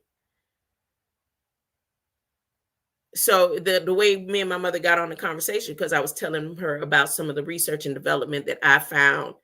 And instead of her acknowledging that I found out this information without being supposedly a cornerstone in the community, I just do my research because I was explaining how much history I'm learning about the Bahamians and their place in the community of Miami, and traveling back and forth from the Carolinas to Miami, from South Carolina to Miami, going back and forth in their place. And she just kept talking about this commissioner senator that wrote her little story. And the story doesn't, to me, put the Bahamians in a good light. Literally. That the reason why the place, the Evangelist Street was called Evangelist Street because it was a place that the evangelists from Coral Gables, when they wanted to get away from their wives and stuff, and the men that came over just to work, for a couple of dollars and then go back over to Bahamas, it was a tricking street. I'm just saying that's based on the information of this supposed political figure in that's supposed to be a head corner in Coconut Grove. And I just read that story about 3 nights ago. See, I love to read. And I read it in its entirety. She didn't write no 1 or 2 paragraphs. She wrote a whole bunch of details. Like, she remember all that. She was the little Dora of the community, walking around with her little handbook. Ooh, to me, that's what it looked like. And like, she wasn't governed at all. Her mama them let her be all over town. I like, dog, she remember all that. Anyways, but it's not so much about them more than it is about me, right? So here's a little bit of history about Coral Gables. Coral Gables was formally incorporated as a city at April 29, 1925. And it was and remains a planned community based on the popular earlier 20th century City Beautiful movement. So it's still based on that research and development. Now, let me see what the City Beautiful movement was. Oh, coming out of Chicago, Cleveland, Detroit, and Kansas, and Washington, D.C. I'm pretty sure this is the Chin-Tang community trying to have their utopias, right? City Beautiful movement was a reform philosophy of North American architecture and urban planning that flourished during the 1890s and 1900s with the intent of introducing beautification and monumental grandeur in cities. It was part of a progressive social reform movement. Social reform movement focused on defeating corruption, monopoly, waste, and inefficiency in North America under the leadership of upper middle class. And they show a temple, which was concerned with poor living conditions in all major cities. The movement was originally associated mainly with Chicago, Cleveland, Detroit, Kansas City, and Washington, D.C., promoted beauty not only for its own sake, but also to create moral and civic virtue among urban populations. Advocates of the philosophy believed that such beautification could promote harmonious social order that would increase the quality of life, while critics would complain that the movement was overly concerned with aesthetics at the expense of social reform. Jane Jacobs referred to the movement as an architectural design cult. See the word aesthetics? What's that song with, what's her name? Taylor Swift. She was a functioning alcoholic and no one saw her. Aesthetics. What? So they had an exposition about having a beautified city.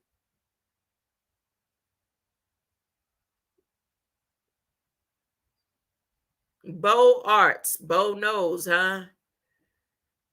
Beaux Arts. Oh, look here. So here in their City Beautiful movements, look at the cities. Let me share this tab instead. Look at the cities. Look at the cities. So Columbia, Chicago, that's Chicago, Washington, D.C., San Antonio, Benjamin Franklin in Philadelphia, Coral Gables. Look at that. Denver and Louisville, St. James Court. Harrisburg, any others? Australia, and Memphis. Oh, Canberra, Melbourne. All this is in Australia. So between the beautification cities was planned for Australia, and then these points in US. Palos Verdes Estates, that's one. Memphis, Harrisburg, Louisville, Denver, Chicago, and Coral Gables. I wonder, let me see something.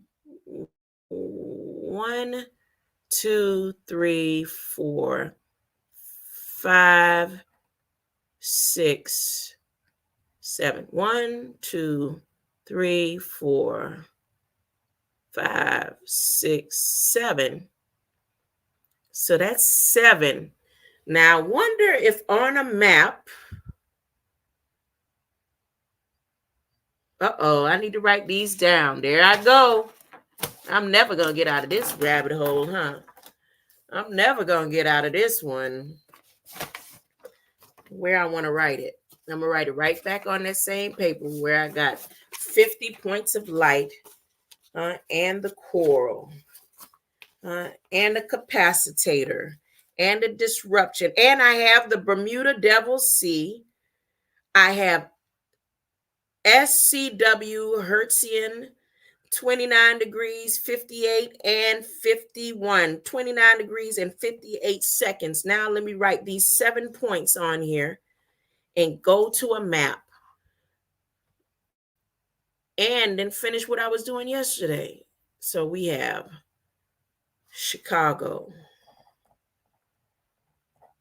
Coral Gables. I wonder. Yeah, Denver. I wonder what this is going to look like. Denver.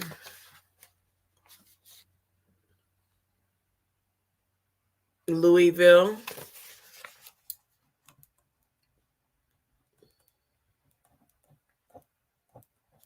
Harrisburg.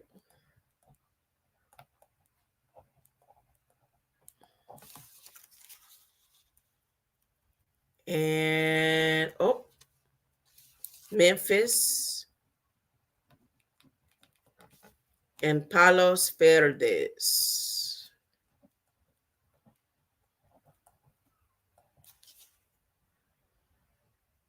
It says the Palos Verdes had Mediterranean revival style city movement. Frederick Law. The architect was Frederick Law. Staten Island, New York. Oh, he worked on the Everglades. He did the landscape for the Everglades, huh? Oh, okay. So I'm getting closer and closer to their green screening. Ooh, look at this. I'm getting closer and closer to figuring out their green screens. They drafting. I'm going to make a blueprint.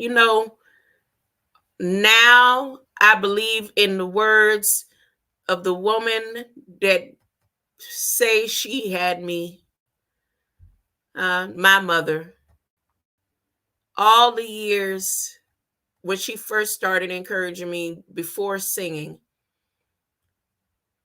She said, you can be an architect. She would look at my drawings and my writings and how I would call myself making buildings and stuff. She said, you would make a good architect. But the thing is, I couldn't connect with the notes. I couldn't connect with the math.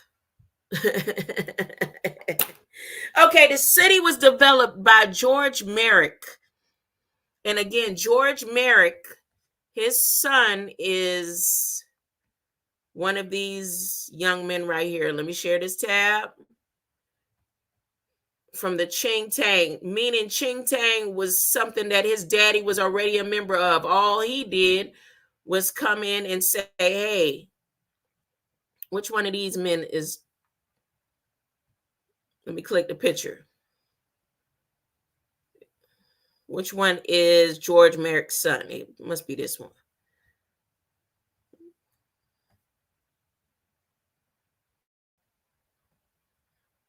Come on now.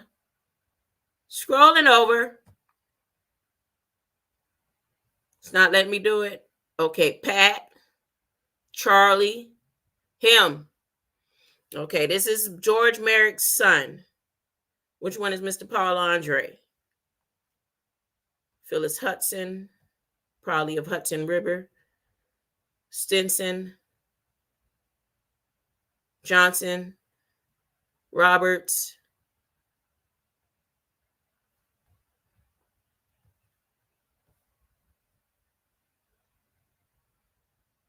So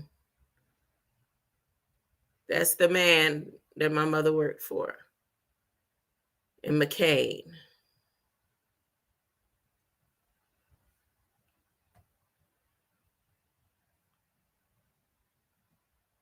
All right. Let me get back out. Go back. So this one right here is Mr. Merrick's son. Now, let me continue. So the city was developed by George Merrick, a real estate developer from Pennsylvania during the Florida land boom in the 1920s. The city's architect is almost entirely Mediterranean revival style, mandated in the original plan, with the emphasis on Spanish influence, in particular, such as the Coral Gables Congregational Church, donated by Merrick. The domed Catholic church, the Little Flower, was built somewhat later in a similar Spanish Renaissance. The Little Flower, huh? Is this the Little Flower that's near the oh no. Okay, let me continue. Early in the city's planning and development, Merrick shared his vision for Coral Gables as the most extraordinary opportunity for building the castles in Spain. As exported in Coral Gables history, Avermore Park. The Avermore Park was a historian, author, and preservationist in Miami, Florida. 2006, George Merrick's Coral Gables, where your castles in Spain are made real. What? Where your castles in Spain are made real. Merrick's success in executing this vision for the city would catch the attention of Spain's king. Oh, I'm not sharing the tab. Let me share this tab instead. Spain's king. See the symbol right there?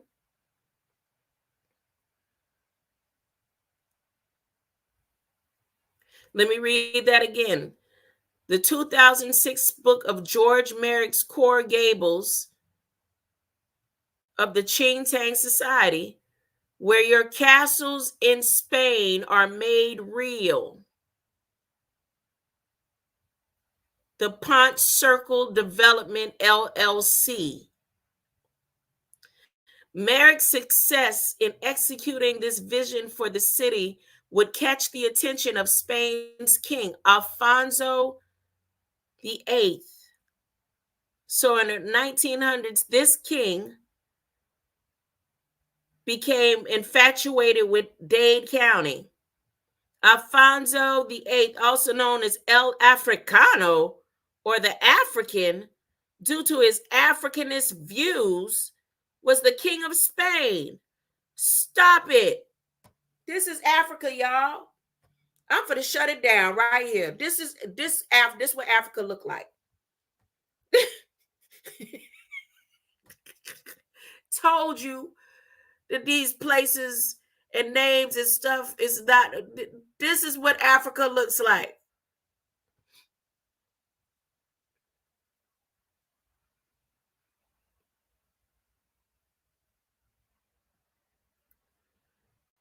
He is known as, I told you, see there?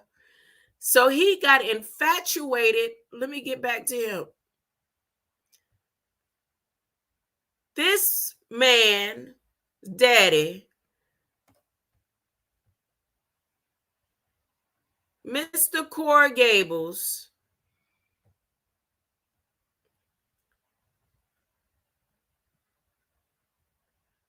King Alfonso VIII, got infatuated with Dade County, and he is named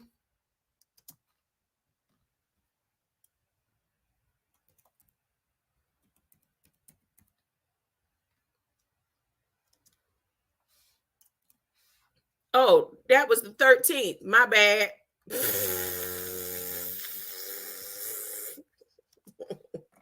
Did I say the 8th? Don't y'all hold me. Don't hold me now. Hold me now. He said King Alfonso the 13th is Africa. So this is what Africa looked like.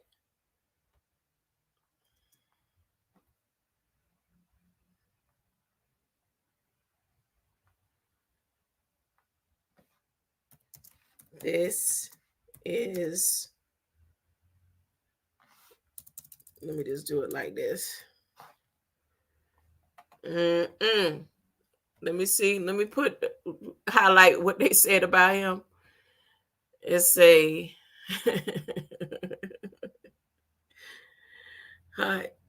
he is also known as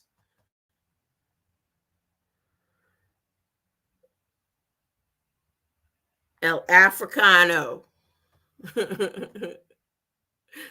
They need to cut that out. You want to be African? Huh? You African or you Spanish? Which one is it? Are you African or are you Spanish? Let me make sure I'm still covered in, because are you African or are you Spanish?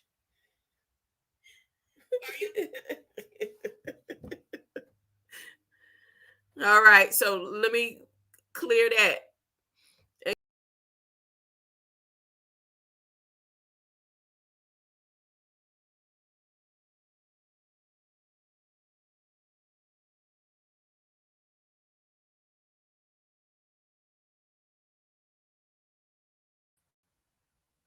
There, I'm back.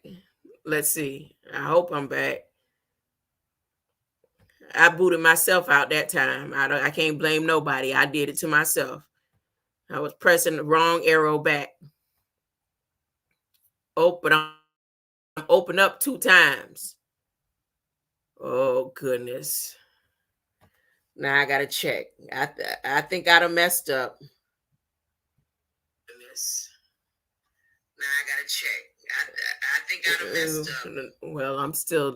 They just share me 2 different places, y'all. I gotta check. I think I done messed up. Well, I'm still.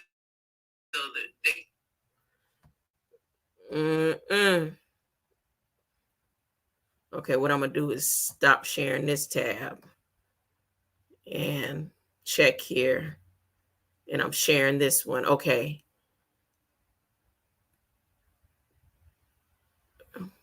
View on StreamYard, but it's not showing. Let me see. Oh man. Okay, I'll do the stop sharing again and try it one more time. Share and click and share. And come back over. Okay, there we go. There we go. They keep trying to put me with 2. That means there's somebody else in here with me. that don't have permission to be in here with me, because I'm not trying to share it like that. How about that? Okay. Okay, so here's Alfonso the African. How did he come into the story? Back to Coral Gables. The city would catch the attention of Alfonso the 13th, who awarded Merrick the Order of Isabella the Catholic. Oh, let me look at this civil order. So not only was he a Chin-Tang, he had this medal too. Let's see. Let's look at it. A queen with two balls, huh? Oh, they go to Twin Towers. Ain't that the Twin Towers right there? I can't make this up. Isn't that the Twin Towers? Let me make this larger. That looked like the Twin Towers to me. Huh? You got the Twin Towers and two balls.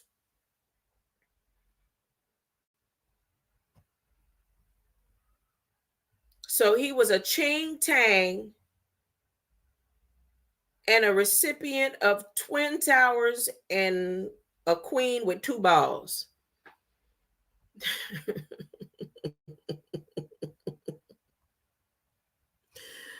Ooh, they task force gonna get me now, huh? They task force, they's like, you know what?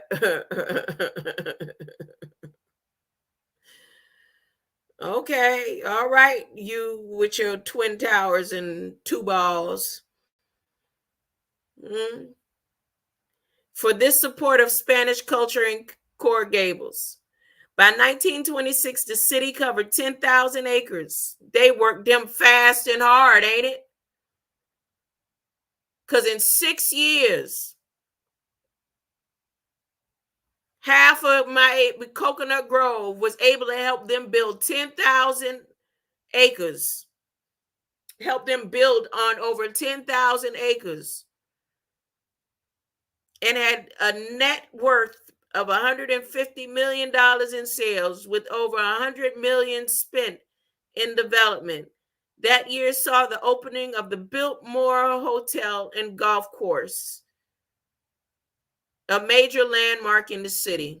And I can tell you, I have went on the range at the Biltmore with my father. Golf was his favorite thing.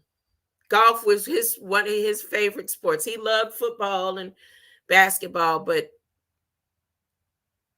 playing golf was one of his favorite things. Merrick meticulously designed the city with district zones. For example, he designed downtown commercial district to be only 4 blocks wide and more than 2 miles long. The main artery, now known as Miracle Mile, bisected the business district. Merrick could boast that every business in Coral Gables was less than a 2-block walk. The city used to have an electric trolley system, which was ended as a result of the growing usage of automobiles.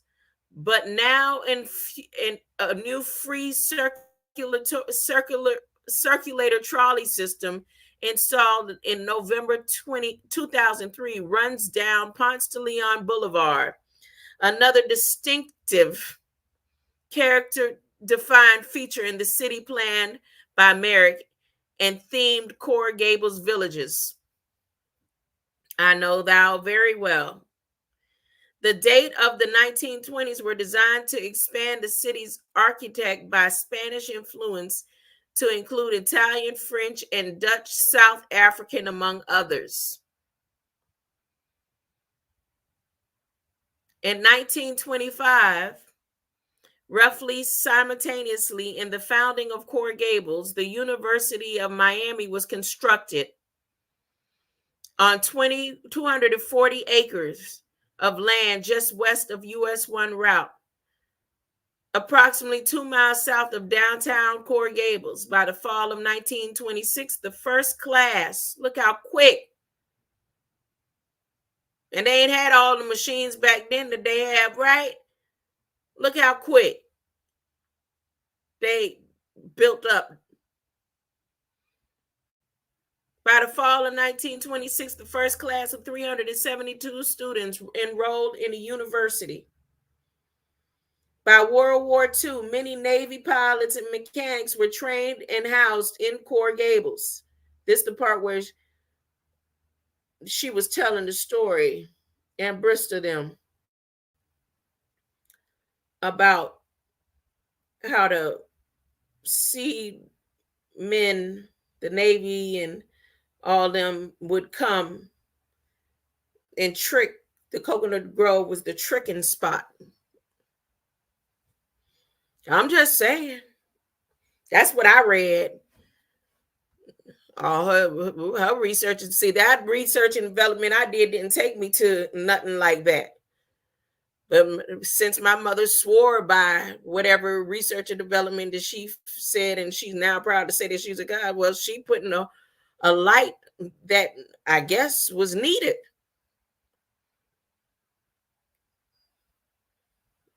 Yeah.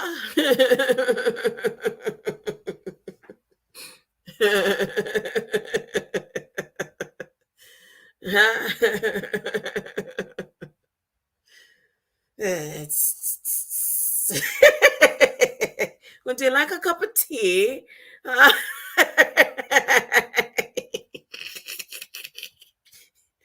just saying. When you know where you from, you got to accept the good and the bad and the ugly, huh? I ain't never came on here once and tried to act like I'm better than and nothing. You look, everything is laid out on the table. Yep, I did this, and this, and that. I thank God for deliverance. You have some people so perfect. They ain't never did nothing. You know, a person like me with a record like mine where I keep saying I'm innocent, of course I'm gonna put all my sins on the table. Look, yep, I did this, and that, but I didn't do that. But you have some that be like, I've never done anything. I've been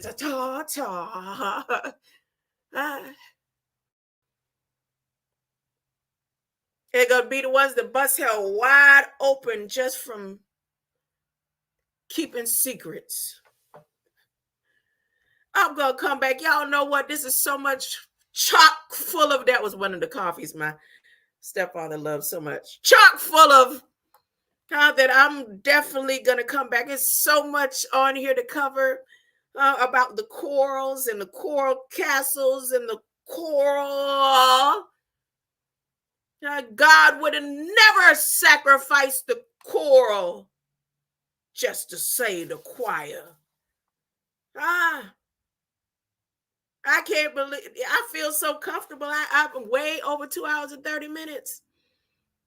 But I need to go ahead and let's take a little break because I do want to get on. You know, I may read from while I'm on the treadmill. If I could do it, I'll probably end up being like this. Nope, that'll be too much. I just want to stop. I'm gonna stop right there. Let me see. Yeah, before I get all into Sunset Drive and stuff and get off track. Because see, let me share this screen and share this tab instead.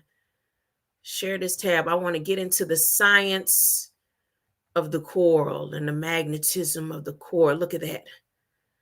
That the coral, you can't even, the science of the coral is more precious than gold and then all of the jewels and stones on earth. The coral and the crystal.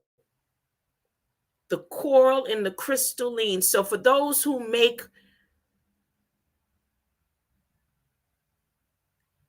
their so-called technology that they say that they have in the house that hasn't been working for them, and I know it hasn't been working. I don't care how you say it hasn't worked to the point where you feel the full effect. Add coral. If you could get some coral, huh? There's a secret to the coral, huh? There's a secret to the coral, and we're going to find out. You're going to find out if you stick over here with me, huh? You're going to find it out if you stick over here with me. Stay over here with me. And guess what? Subscribe, huh? Sub. You don't have to like this because you might not agree, but subscribe. Tell a friend to sub. I need 200 more subscribers. Yep, I do. I need people that is going to come over here and research and develop with me. Huh? You're going to research and develop with me about you. When you see how I break down about me and how it's coming to a close, we got 5 months. You got 5 months before they release this technology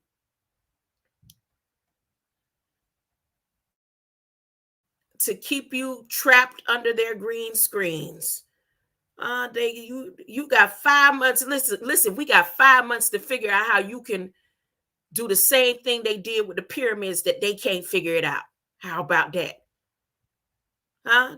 That Tesla was able to figure it out, and Elon them keeping it a hush-hush.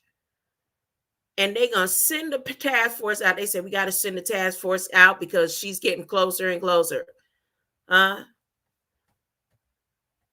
We got to send the task force out because she's saying what she's saying, and we know she's telling the truth. It's written. It's already written. But we can't let it get spread to all the world in this generation. Do you understand that we are light beings that at one time was able to take stones and lift them with our minds, and that the placebo effect that they're using on these beings is just placebo effect?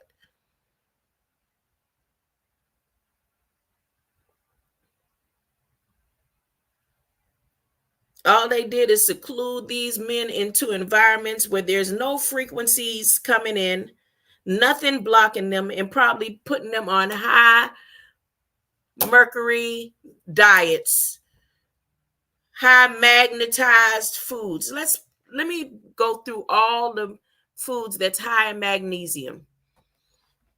Let's do that today, and I'm going to go and do me an order. High in mag foods. And limit my food intake.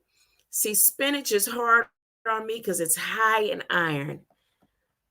But I already figured out what helps me. Okay, I love avocados. And see, that's another thing. I've been eating avocados every day. Maybe that's why I'm so wide open. I love my black beans. I don't like bananas. We ate so much of them growing up. But look at this here. And this is one of the trees that was, that grows easily down south. Avocado tree. Around corals and coral iron, high in magnesium foods. I wish I could get me some yucca. I can't get no yucca here. I wonder if they have yucca here. I'm going to see if they sell yucca in the stores here because I know yucca is high in magnesium. High in magnesium. Let's see. Magnesium-rich food information.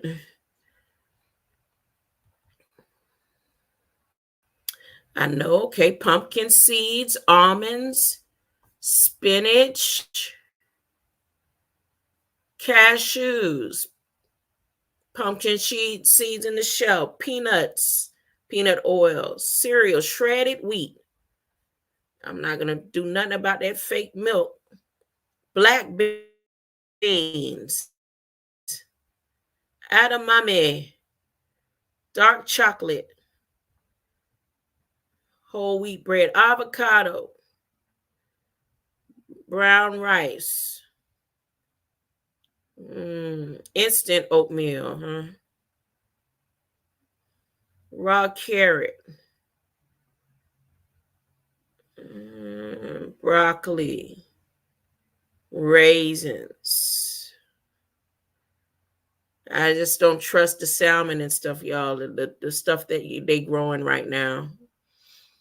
I don't know. I love some salmon, but okay, magnesium. Now, this just for me. I'm not a doctor or a scientist. Okay? I'm not giving any reference to anyone else and telling them, hey, come on with me and join. You have to know your blood and your blood type and what they say about your blood, and then what else you find out about your blood. And I've done extensive research on my blood over the years. Over the past, I've been researching and developing on my own blood. Every time they take my blood work, I ask for the records. Every time I've walked into a cancer research institute and they have me in there for months researching on my blood, I ask for the records. I ask for the CDs. I know my blood type, what they say my blood type is, and my blood type they say is an O. I know that I have different forms of and shapes of blood within my system. I have 3 different shapes of blood. 3 different shapes. One of them, the shape is a representative of the Mediterranean Sea blood. That's the alpha thalassa blood shape. I have a bullseye blood shape, and I have a sickle blood shape. So I have 3 different blood shapes within my system, along with my O positive blood. So I can't eat what everybody else can eat. I have an allergy to iron that binds me.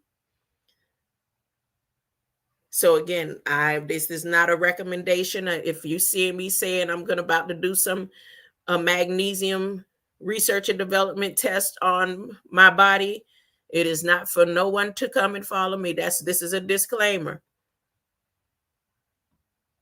because it's stuff that you can eat that I can't eat. And there's stuff that I can eat that you can't eat. And I research and develop on me. And there's certain things that are working. Like I said, they have diagnosed me with so many different diagnoses. I could show you. It's on paperwork. I'm so glad I didn't get rid of them. I'd have been cut open so many times.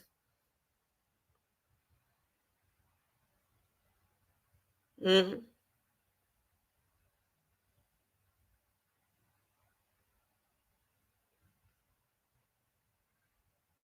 And the research and development that I'm doing on my body right now has taken me into a point of healing.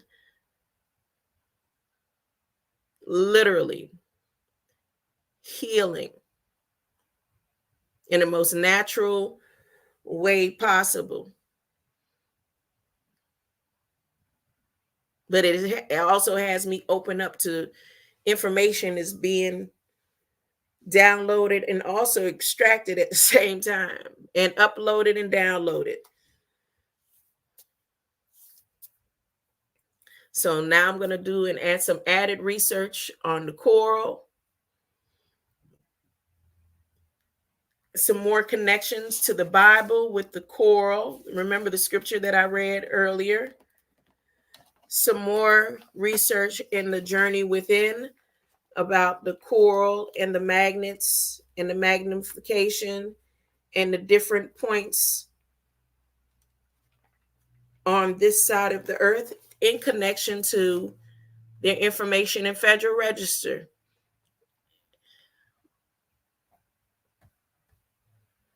The information that says this is the science that they're using to bind us, to keep light beings trapped within this matrix. You are the light of the world. A CT that can be set on a hill cannot be hid. Remember who you are.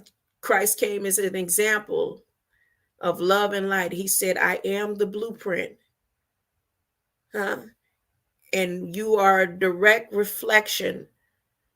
You look just like the Creator. And when we move away the mirror,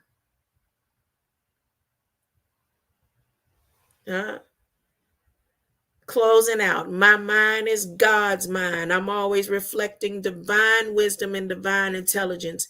My brain symbolizes the capacity to think wisely and spiritually. God's ideas unfold within my mind in perfect sequence. I'm always poised, balanced, serene, and calm because I know God has the perfect solution to every single one of my needs. And God is going to keep his promise. God is going to keep his promise. I promise I can make that promise. God is going to keep his promise. Let me play. Do you want to hear Do Not Pass Me By or God's Promise? Like, do not pass me by.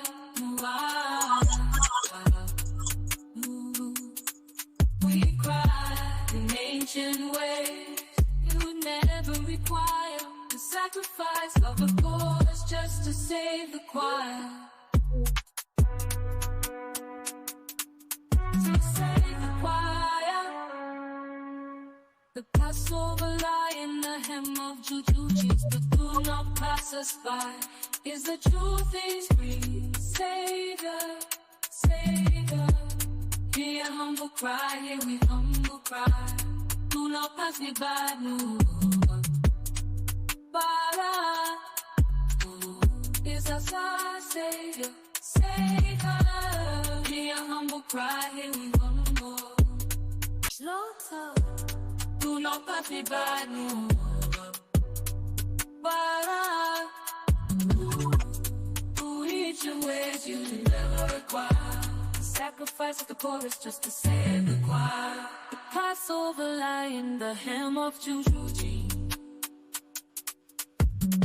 But do not pass us by, is the truth in you that safest swings. Savior, Savior, hear your humble cry, hear we humble cry. Do not pass us by, do not pass me by, no. Bara is outside. Savior, Savior, hear your humble cry, hear we humble cry. Do not pass me by, no. Bara is outside. Savior, Savior, hear your humble cry, hear your humble cry, hear we humble cry. Do not pass me by, no.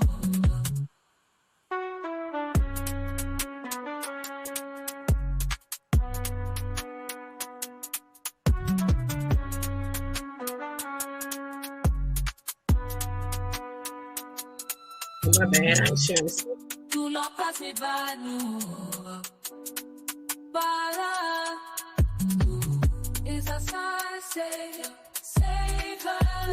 Hear a humble cry, here we humble cry. Do not pass me by, no. Bara is a sign, Savior. Hear a humble cry, hear a humble cry, here we humble cry. Do not pass me by, no.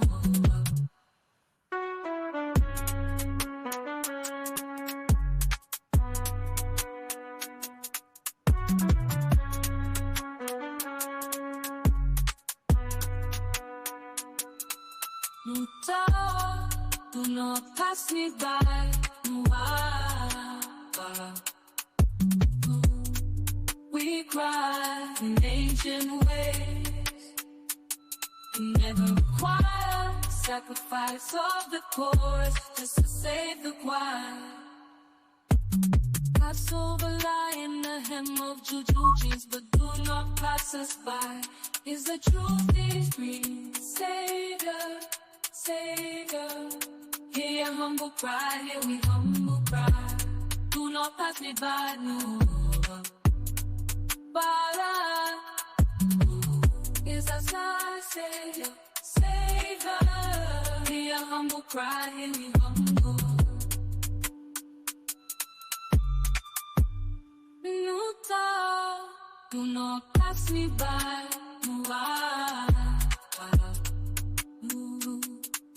We cry in ancient ways. You would never require the sacrifice of a course just to save the choir.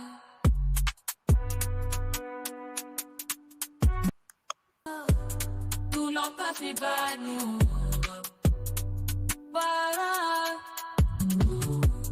Who eat your ways you never require the sacrifice of the chorus just to save the choir. The Passover lie in the hem of Juju. But do not pass us by is the truth in you that safest swings. Savior, Savior, hear your humble cry, hear the humble cry. Do not pass us by, do not pass me by, no. Bara is outside. Savior, Savior, hear your humble cry, hear we humble cry. Do not pass me by, no. Bara is outside. Savior, Savior, hear your humble cry, hear your humble cry, hear we humble cry. Do not pass me by, no.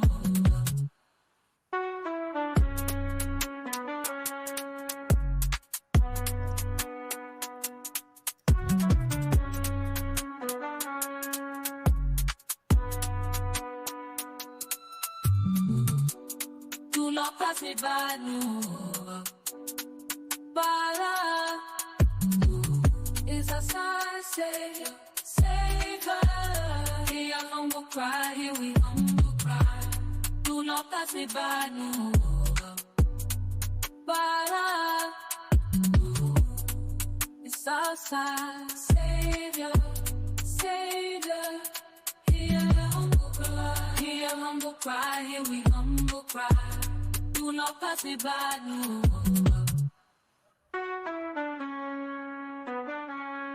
Pluto, do not pass me by, no.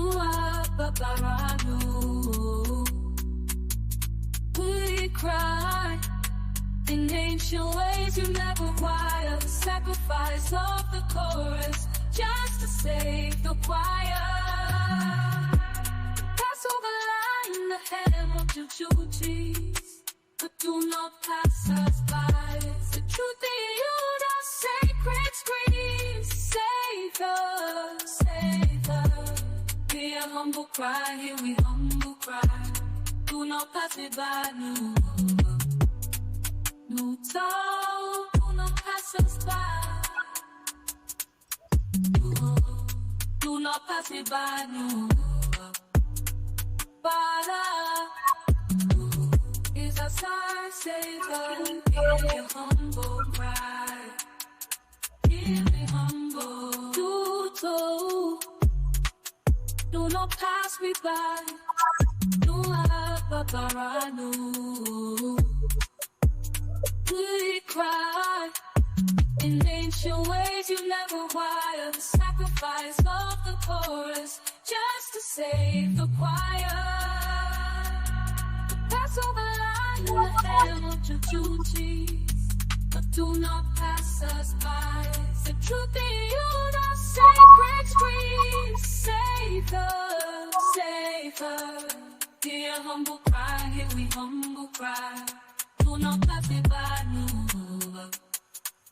No talk, do not pass us by. No talk, do not pass us by.